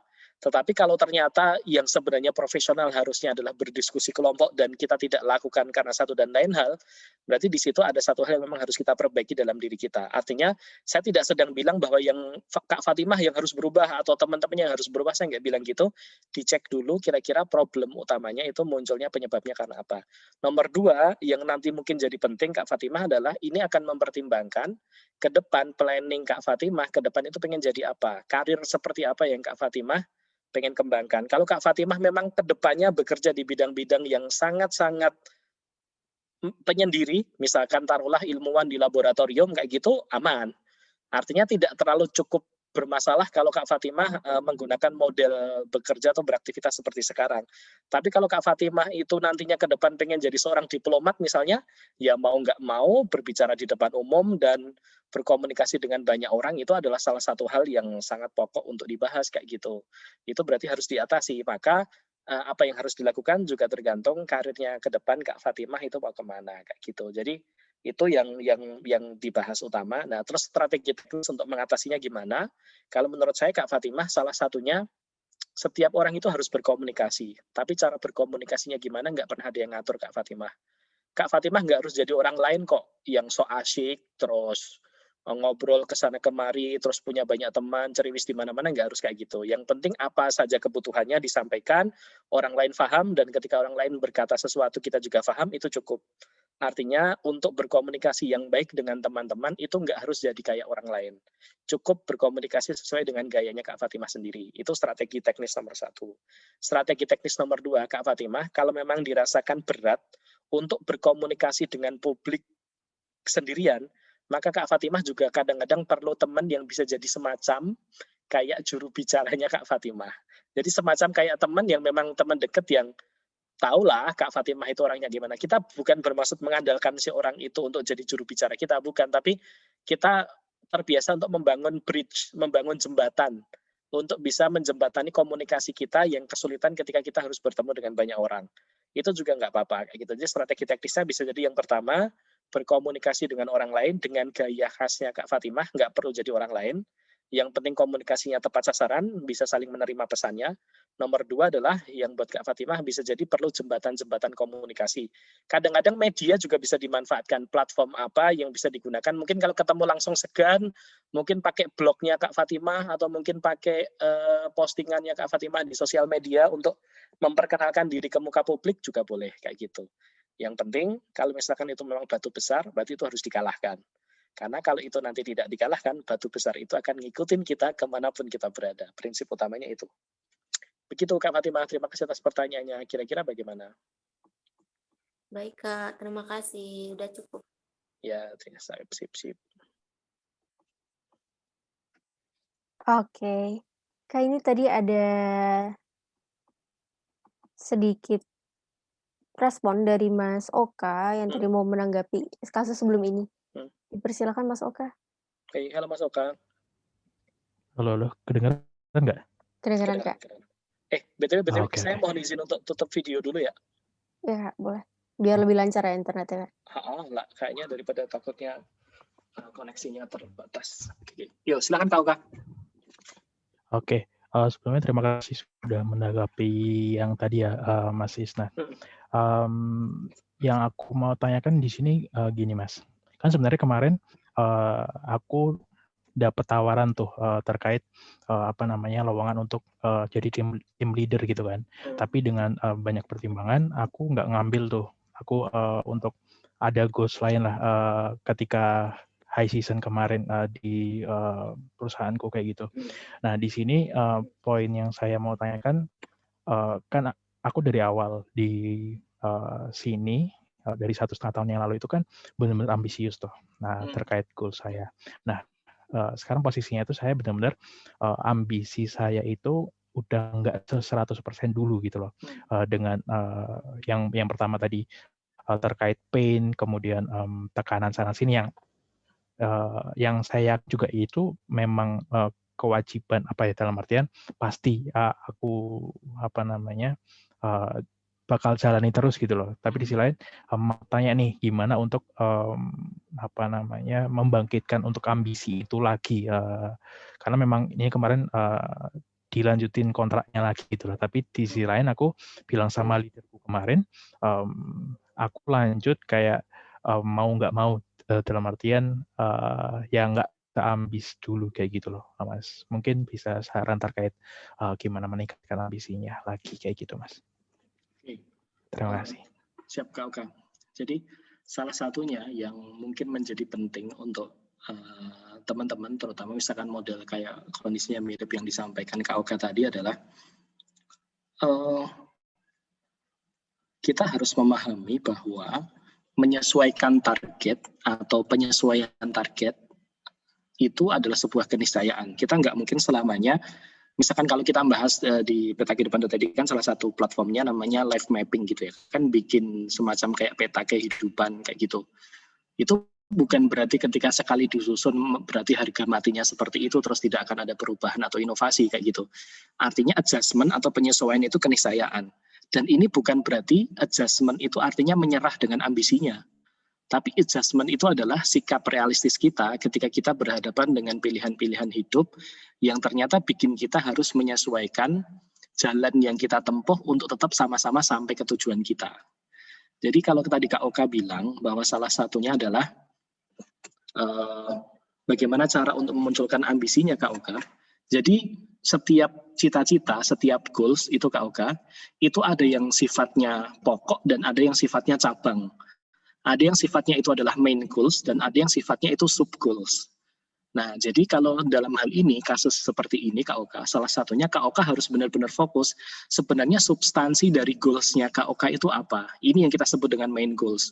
Dan ini sesuatu yang saya pikir, saran saya sesuatu yang tidak bisa ditawar-tawar. Ini sesuatu yang sangat substansial, sesuatu yang sangat eksistensial, sesuatu yang sangat Kak Oka banget, yang itu benar-benar menjadi semacam kayak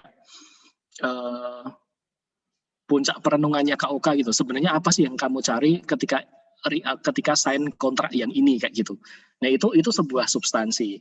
Nah tapi soal sub goals-nya, hal-hal teknis apa yang menjadi cabang-cabang dari tujuan itu sesuatu hal yang harusnya sangat fleksibel dan negotiable banget. Kenapa? Karena itu nanti kan yang terkait dengan bagaimana keadaan perusahaan, bagaimana keadaan bisnis secara umum, bagaimana perkembangan skill kita, kayak gitu. Itu kan juga akan sangat berpengaruh terhadap pilihan-pilihan teknisnya. Jadi ketika kita bikin sebuah goals, itu harus bisa dipisahkan mana main goals dan mana sub goal. Kalau sub goal itu bisa kita ubah, sub goal itu bisa kita adjust kayak gitu. Tetapi untuk main goals-nya jangan, karena itu berarti mengorbankan idealisme penting kita kayak gitu.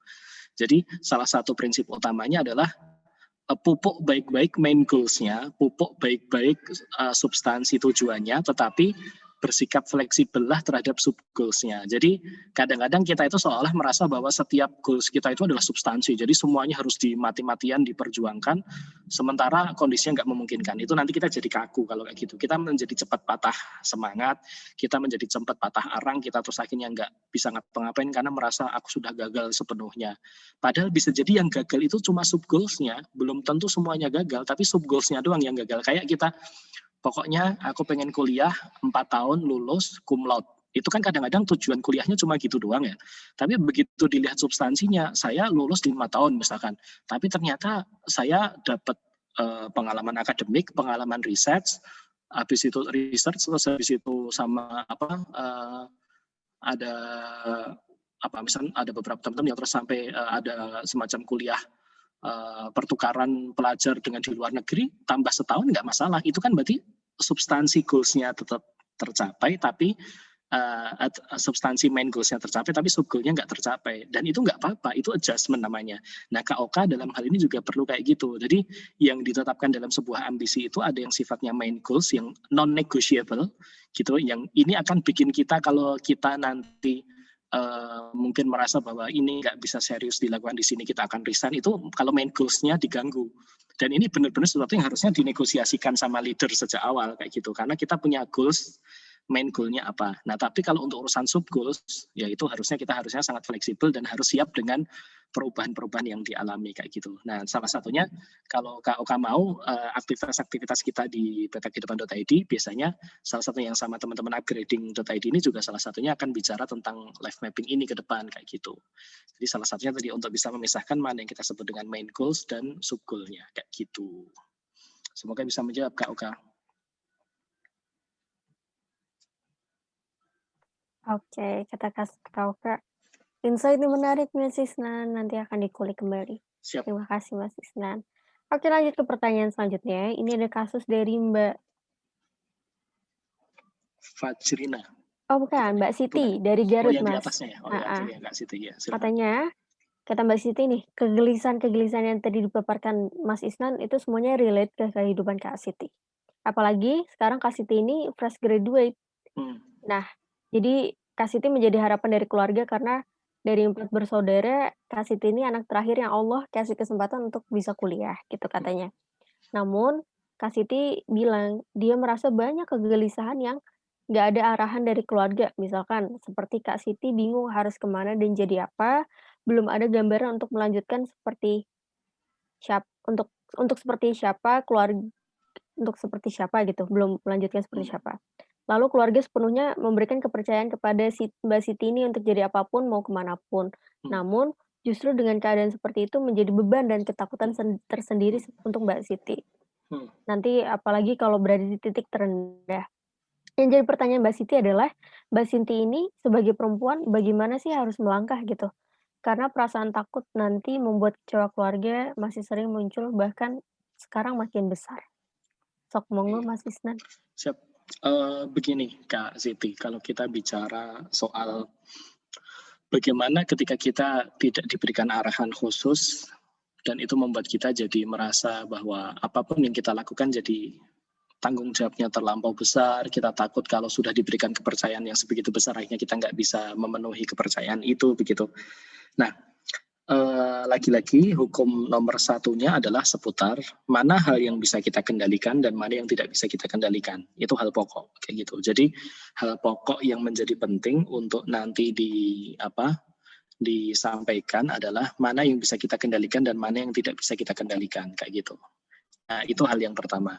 Hal yang nomor dua adalah saya pikir yang menjadi penting untuk tema pembahasan seperti yang disampaikan Kak Siti barusan itu adalah jangan sampai karena ketakutan-ketakutan kita itu membuat yang awalnya aset itu kita jadikan sebagai beban. Paham nggak? Yang kita sebut harusnya itu sebagai aset malah jadi beban. Mendapatkan ruang kepercayaan sehingga dipersilahkan untuk memilih berbagai macam bidang sesuai dengan apa yang ingin kita tempuh, itu aset atau beban? Sebenarnya itu aset atau beban? Itu sebenarnya adalah aset. Karena coba lihat, bukankah begitu banyak keluhan orang-orang di hari ini itu yang mengeluh dia merasa tidak dimengerti oleh keluarganya, dia merasa tidak diberikan kesempatan untuk berkembang karena sudah disuruh-suruh untuk masuk ke bidang yang tidak sesuai dengan minat bakatnya kayak gitu. Nah, sementara Kak Siti hari ini justru diberikan ruang kepercayaan itu. Artinya kan ini sebenarnya sebuah aset. Tetapi ternyata kadangkala ini kalau tidak diolah dengan benar, akhirnya terus menjadi sebuah beban kayak gitu, dan akhirnya munculnya adalah insecurity gitu ya. Bagaimana kalau nanti saya di titik terendah sudah diberikan ruang keleluasaan untuk memilih, tapi masnya tidak bisa bertanggung jawab dengan itu. Nah, inilah yang saya pikir diperlukan sebuah usaha yang agak cukup serius dari Kak Siti untuk akhirnya justru dengan ruang kepercayaan yang sebesar ini itu semakin mengenal diri sebenarnya kekuatan-kekuatan apa yang dimiliki. Sebenarnya potensi apa yang itu paling optimal. Kenapa? Karena sebenarnya secara fasilitas eksternal itu tidak ada batasan. Artinya kan tidak dibatasi bahwa kamu harus masuk ke bidang apa, kamu harus masuk ke bidang apa. Nah, jadi nomor satu, pertanggungjawaban pribadi untuk memanage pengembangan dirinya Kak Siti adalah bagaimana yang bisa dipastikan bahwa Kak Siti memilih sebuah bidang yang di situ satu, sesuai dengan kekuatan utamanya dari Kak Siti. Nomor dua, sesuai dengan perencanaan atau roadmap yang Kak Siti sendiri bikin kayak gitu. Artinya apa? Sebenarnya kalau model keluarga yang semacam itu justru semacam apa ya? Menunggu Kak Siti untuk semakin memperkenalkan diri Kak Siti itu sebenarnya jati dirinya seperti apa. Itu justru akan senang sekali kalau Kak Siti bisa menunjukkan bahwa ini loh, aku punya kekuatan seperti ini, aku memilih jalan ini, diperkenalkan terus saja. Nanti pasti keluarga juga akan semakin ikut merasa memiliki cita-citanya Kak Siti kayak gitu. Jadi prinsip nomor satu yang harus benar-benar dimulai adalah satu, mana yang bisa dikendalikan dan mana yang tidak bisa dikendalikan, soal nanti akan membuat kecewa dan lain-lain. Sekarang pertanyaannya, memang kalau anaknya itu kaya raya, terus habis itu karirnya sukses, pekerjaannya mapan gitu, itu pasti tidak akan pernah membuat kecewa orang tua. Ya belum tentu juga, banyak juga yang karirnya sudah sukses luar biasa tapi tetap mengecewakan bagi orang tuanya. Artinya apa? Kita tidak bisa mengendalikan bagaimana sikap orang tua terhadap kita. Kita nggak bisa mengendalikan orang tua itu jadi bahagia atau kecewa dengan apa yang kita lakukan. Yang bisa kita lakukan, yang bisa kita kendalikan adalah berbuat sebaik mungkin, mengoptimalkan potensi kita sehingga kita bisa menunjukkan kepada orang tua bahwa aku sudah memperjuangkan yang terbaik. Kalau perkara akhirnya orang tua itu bahagia atau kecewa, itu benar-benar sesuatu yang di luar kontrol diri kita. Takutnya kita nanti jadi kayak demanding banget gitu loh sama orang tua. Jadi aku tuh sudah kerja keras gini, maka bapak dan ibu harus dong bahagia sama aku. Nanti takutnya kita sendiri yang malah akhirnya jadi demanding, dan demanding itu nggak sehat, bikin kita jadi kayak lilin gitu, lama kelamaan redup karena kehabisan energi. Jadi please don't be demanding. Salah satunya berbuat aja yang terbaik. Masalah orang tua seperti apa, tentu ini semua menjadi sebuah tantangan, obstacle buat kita. Artinya kalau kita dikasih masalah soal orang tua, ya berarti kita dianggap mampu oleh Tuhan untuk mengatasi masalah itu kayak gitu. Itu Kak Siti, semoga bisa menjawab pertanyaannya kayak gitu. Oke, Kak Siti ada mau memberi tanggapan atau respon mungkin? Boleh unmute. Kita tunggu dalam 5 detik. Baik, Oh ya, silakan Kak Siti. Ya, sama-sama. Pemaparannya, jujur saya sendiri karena emang dari keluarga tidak ada yang kuliah ya Mas, jadi saya tuh selalu mau baik bapak atau ibu, bahkan kakak-kakak saya pun tidak ada yang kuliah gitu. Terus dari keluarga besar juga bisa dibilang sedikit sekali gitu yang kuliah, makanya saya tuh selalu bingung karena kepercayaan penuh itu yang memang buat takut saya salah ambil jalan, saya salah ambil arah gitu. Makanya karena saya mungkin sebagai perempuan gitu yang ibaratnya tidak panjang langkah seperti lelaki, nah itulah yang jadi kekhawatiran saya gitu ketika nanti saya salah ambil jalan dan kepercayaan itu yang malah mematahkan harapan keluarga gitu, Mas Isnan. Oke. Saya tanggapi sedikit, saya termasuk seorang yang tidak akan terima ketika tadi dikatakan kalau perempuan itu tidak panjang langkah. Perempuan itu juga sangat panjang langkahnya, meskipun cara melangkahnya berbeda dengan laki-laki. Ya, jadi artinya, maksudnya apa Kak Siti? Bisa jadi Kak Siti pilihannya tidak sebanyak lelaki di dalam berkarir dan semacamnya. Bisa jadi besok juga kalau tinggalnya di mana ngikut suaminya kemana, tapi bukan berarti itu tidak panjang langkah. Itu juga sebuah achievement, itu juga sebuah hal yang hal besar yang saya pikir juga patut untuk disyukuri. Artinya apa? Kalau menurut saya Kak Siti tadi yang semula aset jangan sampai itu jadi beban. Kepercayaan itu adalah sebuah aset, itu harus sangat-sangat disyukuri. Salah satunya adalah mengoptimalkan kepercayaan yang ada untuk berkembang semaksimal mungkin. Tetapi ketakutan itu seringkali kan jadi semacam kayak Ya, itu adalah salah satu cara atau salah satu godaan terbesar kita supaya kita tidak fokus dengan apa yang sebenarnya kita cari. Dan sebenarnya ketakutan, kalau saya lihat dari ketakutannya Kak Siti kan itu belum ketakutan yang sudah dialami ya. Mas itu tuh masih sesuatu yang bagaimana kalau kayak gini, bagaimana kalau itu kan masih mungkin kalau bahasa anak zaman sekarang nyebutnya itu kan masih overthinking gitu ya. Masih pikiran-pikiran yang belum tentu muncul, tetapi apalagi di masa-masa pandemi kayak gini, terus bagaimana kalau ini, bagaimana kalau ini. Jadi menurut saya selama itu belum terjadi, saya pikir tidak terlalu banyak perlu dikhawatirkan, kecuali kalau gejala-gejalanya sudah ada, berarti kita mulai perlu memetakan atau melakukan mitigasinya Kak Siti. Tapi kalau gejala itu belum ada, sampai sekarang keluarga juga masih fine-fine saja, saya pikir tidak ada yang perlu dikhawatirkan. Yang justru fokus utamanya adalah Kak Siti semakin mengulik ke dalam, mengeksplorasi ke dalam diri Kak Siti sebenarnya kekuatan atau mutiara macam apa yang Kak Siti miliki, itu yang sebenarnya fokus paling kunci. Kenapa? Karena dengan Kak Siti bisa menemukan mutiara paling kuat dalam dirinya tadi, itu akan bikin Kak Siti jadi tenang. Bisa jadi hari ini salah satu titik kegelisahannya bukan karena ruang kepercayaannya orang tua yang terlalu besar sehingga Kak Siti takut mengecewakan. Sebenarnya masalahnya bukan di situ. Tapi masalahnya adalah Kak Siti belum menemukan mutiara paling berharga dalam dirinya, sehingga ketika melangkah atau melakukan apapun itu jadi terasanya salah. Jadi padahal sebenarnya sudah dapat kepercayaan, artinya sekarang tinggal Kak Siti mau fokusnya ke problem yang mana. Kalau Kak Siti fokusnya ke problem satu-satu diatasi, ya boleh kayak gitu. Tetapi kalau menurut saya ini breakthrough-nya atau game changing-nya yang akan mengubah permainannya Kak Siti adalah sejauh mana Kak Siti nanti bisa menemukan mutiara paling mahal dalam diri Kak Siti, yang itu nanti bisa bikin tenang apapun profesi ke depan yang Kak Siti akan lakukan, kayak gitu. Begitu Kak Siti. Oke, makasih Kak Isnan. Oke. Oke, terima kasih Kak Siti. Lanjut ke kasus selanjutnya Mas Isnan. Oke. Ini dari Evila, dari Pekalongan. Evila bilang kalau Evila ini merupakan anak pertama dan satu-satunya cucu yang melanjutkan pendidikan sampai bangku kuliah. Mungkin kasusnya mirip ya. Nah, di satu sisi bersyukur banget orang tua mendukung sampai menuntut ilmu setingginya. Walaupun orang tua hanya lulusan SMP dan SMA. Namun di sisi lain, Evila ini merasa gelisah karena masih menjadi tanggungan orang tua di umurnya yang ke-22 tahun. Padahal dia anak pertama dan masih punya adik-adiknya sebagai tanggungan. Nah, dia membandingkan dengan saudara sepupunya yang tidak kuliah tapi sudah mandiri dan tidak menjadi tanggungan orang tua. Pun omnya pernah berkata kepadanya, perempuan ngapain sih kuliah tinggi-tinggi, mending usaha aja, bisnis kayak sukses menghasilkan uang dan nggak ngerepotin orang tua. Nah, hal ini membuat Kak Evila ini bergejolak gitu, Kak. Di sisi lain pengen berpendidikan setinggi mungkin, tapi memang ada lingkungan yang menganggapnya sepele tentang pendidikan sehingga menyepelekan dia pula. Nah, bagaimana nih, Kak? Dia pusing dan bingung takut melangkah. Monggo Kak Isnan. Ini case-nya saya pikir menjadi case yang cukup penting untuk untuk kita bahas gitu ya. Kenapa? Karena ini bisa satu yang menjadi penting ketika bicara dari yang disampaikan Kak Evila tadi adalah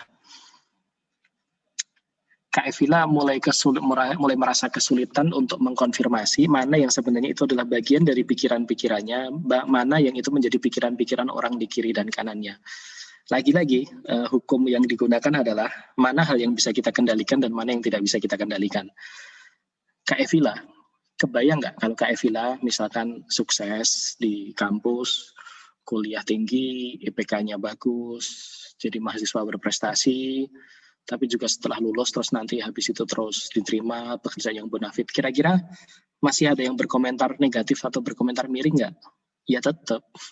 Artinya mau prestasi apapun yang kita raih, itu pasti akan ada orang yang berpikiran buruk dengan apa yang kita lakukan. Pasti akan dicari kekurangan kita. Dan kita juga menyadari karena kita juga memang punya kekurangan gitu.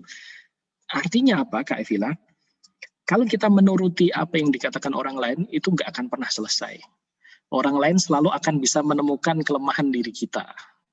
Yang menjadi penting adalah, lalu diri kitanya bagaimana? Menganggap kritikan atau kalau bahasa sederhananya mungkin bahasa lembutnya masukan gitu ya, masukan, kritikan atau nyinyiran gitu yang lebih jahat gitu dari orang lain itu sebagai apa? Apakah kita akan menjadikannya sebagai sebuah energi kita untuk bergerak atau menjadikannya sebagai sebuah penghalang untuk beraktivitas? Ini pilihannya ada di tangan Kak Evi lah kayak gitu. Artinya kalau menurut saya bahkan kalau dilihat itu kan sebenarnya belum ada komplain dari orang tua. Orang tua kan sama sekali tidak berkomentar, kecuali kalau orang tua sudah mengatakan kamu harus mandiri, ya itu nanti kan jadi problem yang lain. Tapi orang tua fine-fine saja, bahkan tadi masih ada tanggungan yang harusnya menjadi tanggung saya, yaitu adik-adik saya. Artinya apa? Kak Evila sudah on the track dengan memiliki pikiran bahwa saya harus bisa mandiri secepat mungkin karena orang tua saya punya tanggungan adik-adik saya juga. Artinya Kak Evila sendiri itu sudah merasa punya empati untuk menolong orang tuanya, untuk ngurusi adik-adiknya. Itu sudah sebuah hal yang harusnya Kak Evila syukuri. Tapi soal perkara bahwa akan ada orang lain yang berkomentar, apalagi orang yang di luar keluarga inti ya, kadang-kadang kan ya tadi, apalagi dengan kultur budaya setempat yang kadang-kadang mungkin tidak terlalu suportif untuk pendidikan tinggi, ya menurut saya ini yang menjadi pilihan ada di tangan Kak Evila, mau menjadikan apa yang disampaikan oleh orang lain ini sebagai apa? Apakah sebagai sebuah pemicu untuk semakin bersemangat, kuliahnya semakin prestatif, ataukah menjadikan ini sebagai sebuah alasan untuk iya kok, kan aku memang harusnya tidak di sini, aku tuh harusnya udah habis lulus SMA terus langsung kerja aja, nggak ngerepotin orang tua. Ya kalau mau kayak gitu juga nggak apa-apa, tapi berarti resikonya adalah itu nanti akan menyandra Kak Evila karena jadi tidak bisa berkembang dengan baik kayak gitu. Itu nomor satu. Nomor duanya Kak Evila, achievement itu tidak bisa dibanding-bandingkan. Yang bisa dibandingkan itu adalah effortnya saja. Nah sekarang ketika tadi ketemu sama sepupu yang dia memilih untuk tidak kuliah, terus nanti dia sudah bisa mandiri, tidak ngerepotin banyak orang kayak gitu, jangan dibandingkan achievementnya, tapi bandingkan effortnya. Kira-kira sepupu tadi kerja keras juga nggak? Oh ternyata sepupu juga kerja keras ya. Sudah, yang kita bandingkan ketika sekarang kita kuliah, kita kerja keras nggak? Kalau kita kuliah leha-leha, terus sepupu kita nggak kuliah tapi dia kerja keras, ya pantas ketika dia dapat achievement yang lebih dibandingkan kita. Dan kita harus autokritik, kita mengkritik diri sendiri untuk urusan itu. Tapi ternyata kalau kita pas di kuliah juga kerja keras, sepupu kita pas di nggak kuliah juga dia kerja keras, artinya tidak ada yang perlu dikhawatirkan Kak Evila. Artinya yang dibandingkan jangan achievement-nya, tapi yang dibandingkan adalah effort-nya.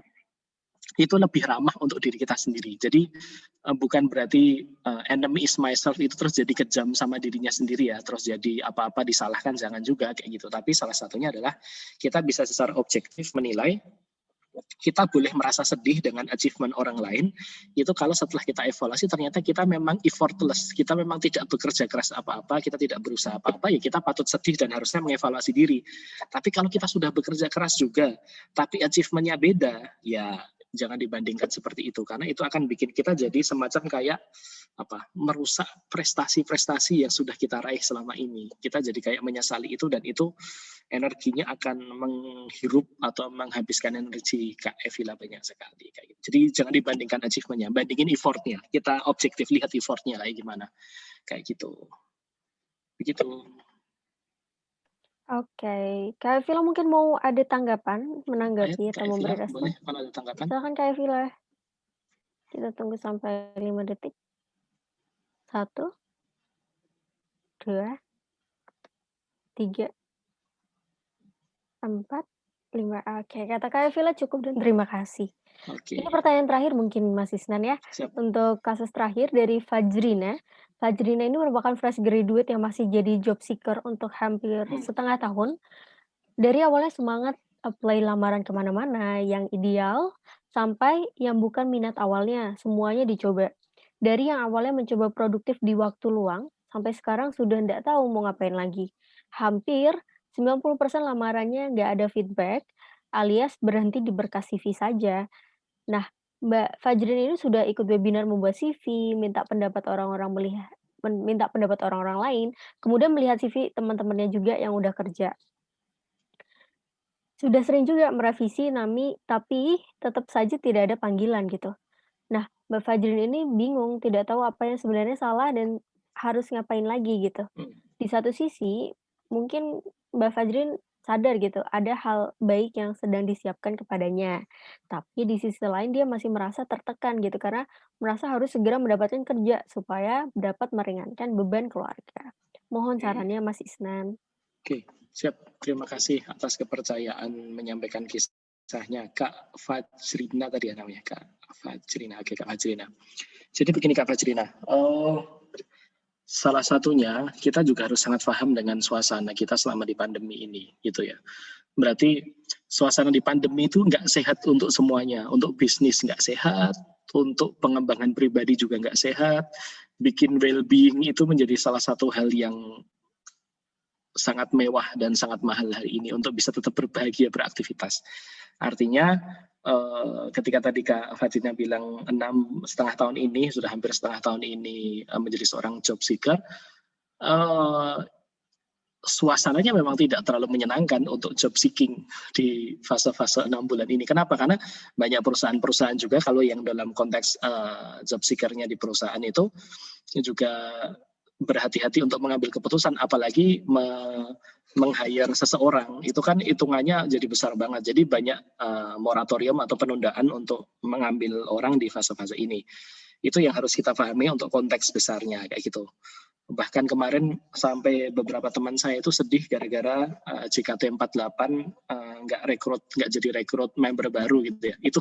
Itu menurut saya case yang luar biasa. Maksudnya sampai ke dunia hiburan itu terdampak luar biasa. Kayak gitunya sudah seleksi, audisinya panjang banget, akhirnya saya ngamati gara-gara apa? Responnya itu banyak teman-teman saya fans JKT48 yang langsung sedih gitu loh, oh ternyata proses yang sepanjang ini ternyata nggak dilanjutkan dan akhirnya diputuskan untuk member angkatan yang ini nggak direkrut kayak gitu.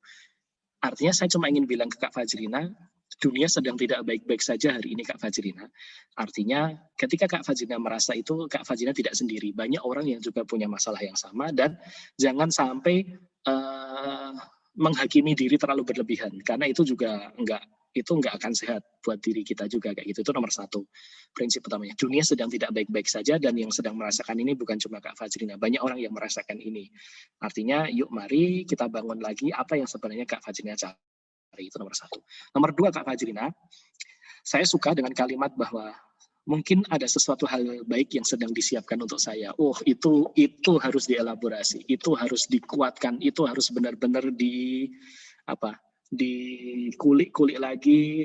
Keyakinan soal itu adalah salah satu aset terpenting yang Kak Fajrina miliki.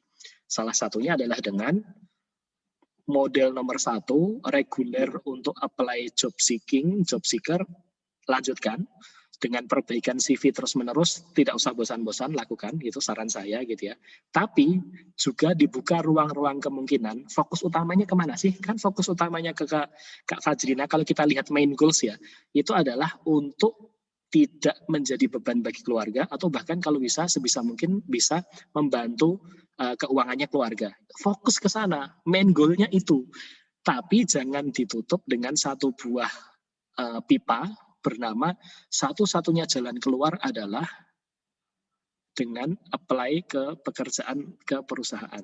Kenapa? Karena sebenarnya kan banyak cara untuk bisa membuat Kak Fajrina ini nanti bisa mandiri secara finansial. Salah satu caranya memang adalah apply ke pekerjaan kayak gitu. Tapi sebenarnya kan nggak cuma itu. Apakah nanti bisa dimulai dari wirausaha atau bisa mengkontak teman-temannya untuk mencari jejaring yang kira-kira bisa diajak bisnis bareng, atau misalkan terkait dengan nanti bisa mulai dari kegiatan rintisan kegiatan apa yang bisa untuk menambah pertemanan, jaringan pertemanannya Kak Fajrina sehingga juga bisa produktif kayak gitu.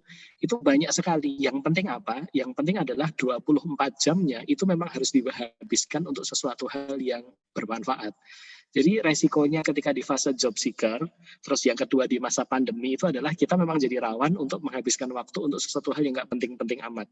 Dengan alasan insecure, dengan alasan kita merasa sedang tidak baik-baik saja, salah satu hal yang kita lakukan seringkali adalah terus mencukupkan diri dengan ya tadi bermedia sosial, nggak terlalu produktif kayak gitu-gitu. Itu nanti jadi musuh. Nah, artinya kalau menurut saya tetap dilanjutkan proses untuk apply ke job seeker-nya ini.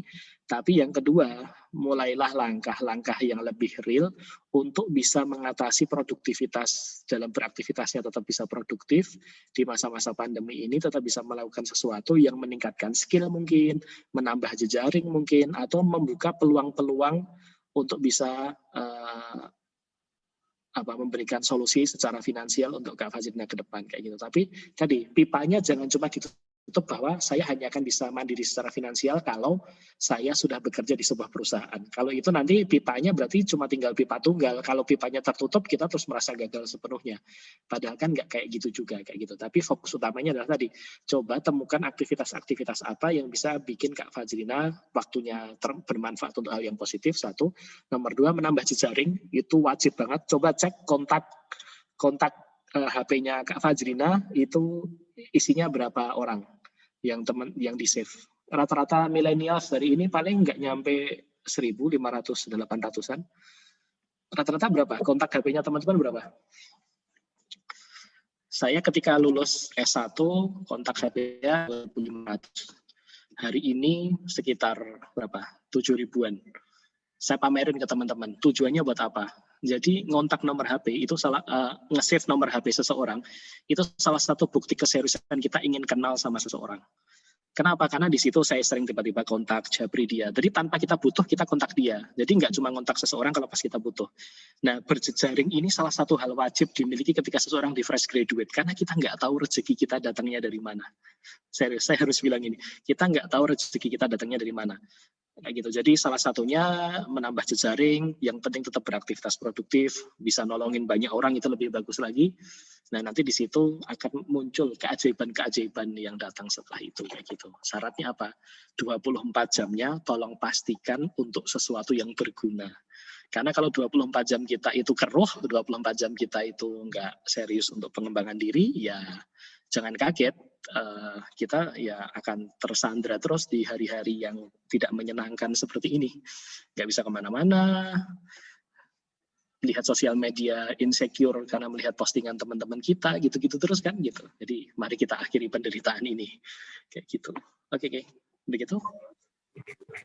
Oke, insyaallah. Kak Fajri mungkin ada tanggapan? Kak Fajri? Banyak terima kasih, banyak advice dan pengingatnya sangat membuat pikiran. Oke, baik. Mungkin masih ada beberapa pertanyaan, tapi sayang sekali bahwa sesi tanya jawabnya sudah kita cukupkan saja karena waktunya juga sudah larut malam. Mungkin boleh minta tolong di-share screen, Mbak Leo? Tapi tenang saja gitu, bagi teman-teman yang bertanya belum terjawab atau ingin menanyakan lebih lanjut tentang perihal kasus teman-teman atau kasusnya temannya teman-teman masih dibuka kesempatan besar untuk mengikuti workshop kami gitu, yang juga bekerja sama dengan Peta Kehidupan, di mana Mas Isnan ini merupakan founder dari platform petakehidupan.id ini. Nah, coaching ini akan menjadi coaching intensif gitu, di mana teman-teman dapat mengembangkan diri dengan sebaik-baiknya gitu. Be your better version. Dan di sini, di workshop ini, dari 120 kita diskon menjadi 75.000 hanya bagi para peserta webinar pada malam hari ini, di mana nanti akan ada 3 kali pertemuan. Pertama kita akan memetakan live mapping, career mapping, dan also talent mapping. Aduh, jadi ini ya, jadi campur-campur bahasanya. Intinya dalam 3 pertemuan kita akan membahas 3 hal itu setiap pertemuan ya. Dengan diskon yang nggak main-main ya teman-teman. Meskipun teman-teman nggak ikut workshop ini, kami juga menawarkan ada satu lagi sarana untuk mengembangkan diri, di mana teman-teman di sini akan dibersamai untuk memetakan kecenderungan pribadi teman-teman itu seperti apa, terus personality teman-teman itu kekuatannya di mana, dan faktor risiko dari weakness atau kelemahan diri teman-teman itu bagaimana. Di sini teman-teman bisa ngajak teman-teman gitu untuk mendapatkan harga yang lebih murah gitu. Jadi misalkan satu orang di sini mendapatkan harga 200.000. Nanti jika ada 2-4 orang maka masing-masing jadi 190.000. Makin bertambah orang makin murah juga teman-teman, makin terjangkau. 5-10 orang menjadi 160 dan lebih dari 10 orang mendapat 135.000. Melihat dari webinar ini tentu saja worth it ya teman-teman, kalau teman-teman pengen daftar karena akan langsung dibersamai oleh Mas Isnan and the team. gitu. Oke, boleh saya kasih contoh dikit? Boleh banget Mas. Oke, kita kasih contoh salah satu case ya yang sering muncul misalkan. Nanti untuk share screen-nya, kayaknya mungkin teman-teman ada grup itu nggak sih? Ada grup peserta nggak sih? Ada Mas nanti. Ada. Nanti misalkan ini penawarannya berarti disampaikan di grup juga kan ya? Iya benar Mas. Oke, saya minta izin untuk share screen saya dulu sebentar. Boleh, ya. Mas. Oke, saya share screen. Ada salah satu case. Ini contoh real case ini. Namanya saja yang saya samarkan, tetapi real case. Contohnya adalah kenapa tadi dari teman-teman upgrading.id itu apa menampilkan terkait dengan apa kenapa harus ada assessment kayak gitu. Nah, salah satunya adalah ini. Jadi assessment dan paket untuk coaching itu salah satunya adalah untuk menghadapi case yang ini. Ini real case baru sebulan kemarin kita alami. Bisa dilihat untuk tayangannya? Bisa dilihat ya? Bisa Mas. Oke, jadi ada seorang, sebut saja namanya Floria itu. Mau saya tulis bunga udah pasaran ya, jadi saya ganti Floria. Itu wanita usia 30 tahun. Itu dia sudah memiliki gaji 2 kali UMR di salah satu ibu kota provinsi di Kalimantan. Nah, tidak saya sebut kotanya di mana kayak gitu. Nah, apa yang terjadi? Sebentar.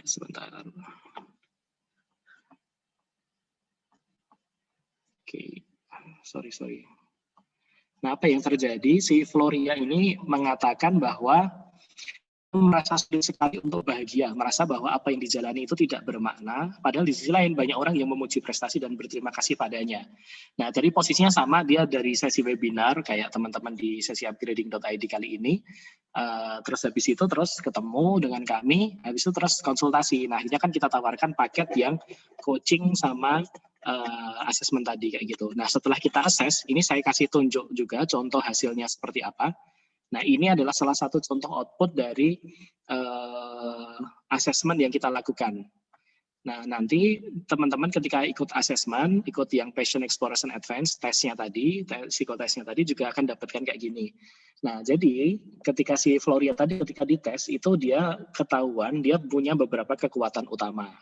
Kekuatan utama yang dia miliki itu ternyata adalah deliberatif, developer, empati, fokus, intellection, maximizer, dan relator. Lalu untuk personality strength-nya, dia kekuatannya di constraint index sama spiritual index. Saya terjemahkan sedikit tentang kalau seseorang punya tipikal kayak gini itu kayak gimana. Saya mulai dari spiritual index. Jadi seseorang yang punya spiritual index tinggi, itu dia akan sangat cenderung memikirkan kehidupannya itu dengan sangat mendalam.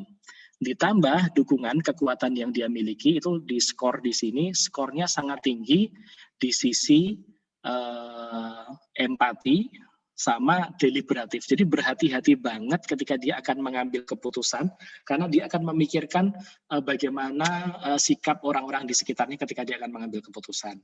Jadi salah satunya kenapa dia menjadi susah sekali untuk bahagia karena dia terlalu mikirin terlalu banyak orang di kiri dan kanannya.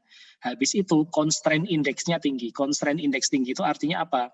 Seseorang yang memiliki constraint index tinggi. Jadi kalau seseorang yang punya constraint index tinggi ini saya gambarkan di sini. Constraint index-nya tinggi, dia ketika di fase itu dia akan cenderung untuk kalau mungkin kita ibaratkan kalau kayak kendaraan itu dia ngerem terus. Kalau untuk mau ngegas dia terlalu banyak sering ngeremnya, akhirnya dia nggak jadi kemana-mana, akhirnya dia mengalami kebingungan, sementara tadi dia tipikalnya adalah spiritual index-nya tinggi, jadi kalau memikirkan sesuatu itu secara mendalam sekali. Nah, itu yang ternyata menjadi salah satu penyebab kenapa dia tidak bahagia. Nah, artinya salah satu hal yang saya sampaikan rekomendasi kami kepada Kak Floria ini adalah bagaimana kalau fokus utamanya adalah berbuat yang terbaik yang bisa dilakukan, tetapi juga mulai untuk melihat sementara apa yang baik untuk dirinya sendiri dan apa yang baik untuk orang-orang di kiri dan kanannya. Artinya salah satunya dengan kekuatan ini lalu kita mulai masuk ke pekerjaannya yang cocok apa sih, misalkan kayak gitu. Terus habis itu aktivitas-aktivitas apa yang bisa cocok untuk mengembangkan diri Kak Floria ini, itu berawal dari hasil asesmen ini. Jadi kalau teman-teman ikut yang hasil asesmen, itu nanti teman-teman juga bisa dapat info yang lebih lengkap, nggak cuma coachingnya, tetapi juga dari kenapa kok kita direkomendasikan untuk mengembangkan diri di sebuah bidang. Begitu. contohnya. Jadi supaya teman-teman tahu, oh ini loh kalau teman-teman ikut teman-teman ikut asesmen itu nanti teman-teman dapatnya kayak gimana. Begitu, semoga bisa semakin memperjelas bentuk asesmennya nanti hasilnya seperti apa. Jadi kalau teman-teman nanti ikut asesmen dapat hasil yang kayak tadi, kekuatan dirinya di mana, personality strength-nya kayak gimana, itu nanti akan kelihatan kayak gitu. Begitu, saya kembalikan ke moderator. Oke, menarik banget ya. Bahkan saya pun juga akan tertarik daftar nih teman-teman. Nanti kalau misalnya teman-teman ada juga yang mau daftar, kelas workshop maupun asesmennya bisa nanti bilang di grup atau japri ke panitia. Insya Allah kita carikan teman biar lebih murah gitu ya Mas. Yoi. Oke, baik selanjutnya kita akan foto bareng ya teman-teman. Silakan dinyalakan kameranya. Sambil menunggu teman-teman menyalakan kamera, boleh Mas Isnan kasih closing statement.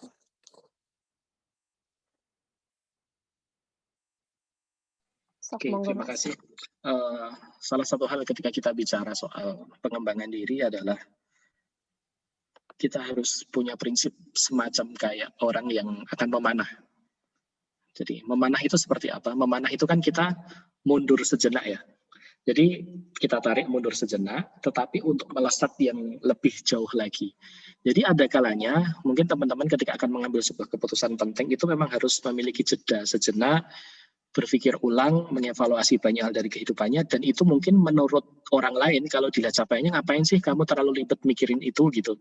Tetapi itu kan penting banget buat diri kita supaya bisa melesat lebih jauh lagi. Kenapa? Karena mundurnya kita ketika achievement kita mungkin dibandingkan orang lain gak keren-keren amat, itu mundur kita untuk nanti bisa memiliki energi yang jauh lebih besar untuk melesat ke depan mencapai ketujuan kita. Jadi mundur sejenak itu nggak apa-apa. Selama mundur sejenaknya kita, itu kita manfaatin buat evaluasi diri, menghitung-hitung kekuatan yang kita miliki, tujuan kita mau mana, dan akhirnya memastikan strategi macam apa yang tepat yang bisa kita lakukan untuk mencapai ketujuan itu. Jadi mundur sesaat untuk melesat lebih jauh lagi, itu adalah prinsip utama pengembangan diri kita ketika kita bicara personal development strategi. Selamat berproses teman-teman. Pain is severity, but suffering is an option. Rasa sakit, luka, itu keniscayaan. Mau ngapa-ngapain kita pasti akan terluka. Tetapi pertanyaannya, apakah kita memilih untuk merasa menderita atau memilih untuk struggling mencapai ketujuan kita? Pilihannya ada di tangan teman-teman. Terima kasih atas kesempatan yang diberikan. Assalamualaikum warahmatullahi wabarakatuh. Waalaikumsalam warahmatullahi wabarakatuh. Terima kasih Mas Isnan. Kami ucapkan terima kasih untuk Mas Isnan Hidayat, Sarjana Psikologi, selaku pemateri pada malam hari ini. Kami ucapkan terima kasih juga bagi media partner kami, YouMove, Suzuketan Cum Laude, dan juga Peta Kehidupan.id. Sekaligus kami ucapkan selamat bagi penanya. Ada 4 penanya terbaik yang akan mendapatkan GoPay, voucher GoPay, atau Dana, atau OVO. Nanti teman-teman dipersilakan untuk memilihnya, yaitu Mas Oka, Mbak Siti, Mbak Fatima, dan Mbak Evila. Nanti dipersilakan untuk menghubungi panitia untuk mendapatkan GoPay-nya. Terima kasih. Oke, selanjutnya kita akan foto bareng ya. Oke. Oke, wanita sudah siap ya screenshot? Oke, kita mulai ya. 1, 2, 3. Oke, satu lagi. Udah siap? 1, 2, 3. Oke, baik. Terima kasih Mas Isnan, dan terima kasih para peserta. Ditunggu kehadirannya di webinar selanjutnya, dan jangan lupa daftar workshop maupun asesmen. Sampai jumpa di acara upgrading lainnya. Kami upgrading pamit undur diri. Jangan lupa always be your better version. Terima kasih. Assalamualaikum warahmatullahi wabarakatuh. Waalaikumsalam warahmatullahi wabarakatuh. Ya, saya pamit. Ya Mas Isnan, matur nuwun. Terima kasih Mas Isnan.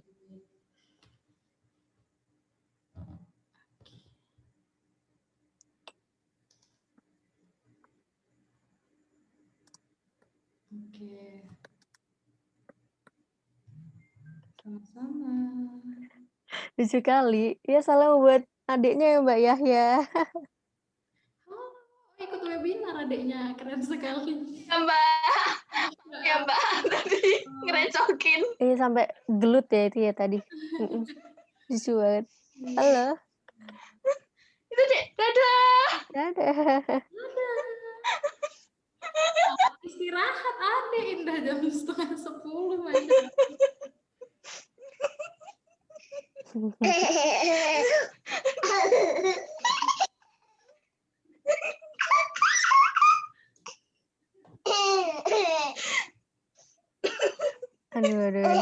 Jangan lupa tidur ya. Yuk. Pamit. Dah. Assalamualaikum. Waalaikumsalam. Waalaikumsalam warahmatullahi wabarakatuh. Dadah. Dadah. Dadah.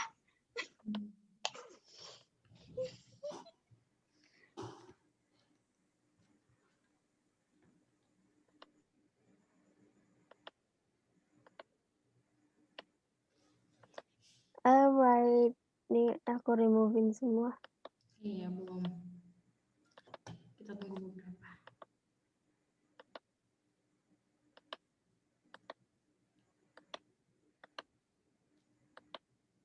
Di upgrading siapa nih?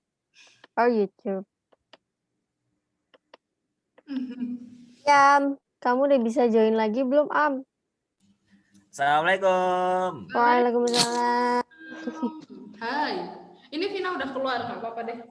Muya tadi udah kerip-kerip banget dari ini loh. Muka aku. Keren, Kok ada Mbak. motor di kamarmu sih? Itu di ruang tamu. Ini bukan kamar, mohon maaf. Itu garasi? Ini di ruang tamu. Oh alah. Sorry.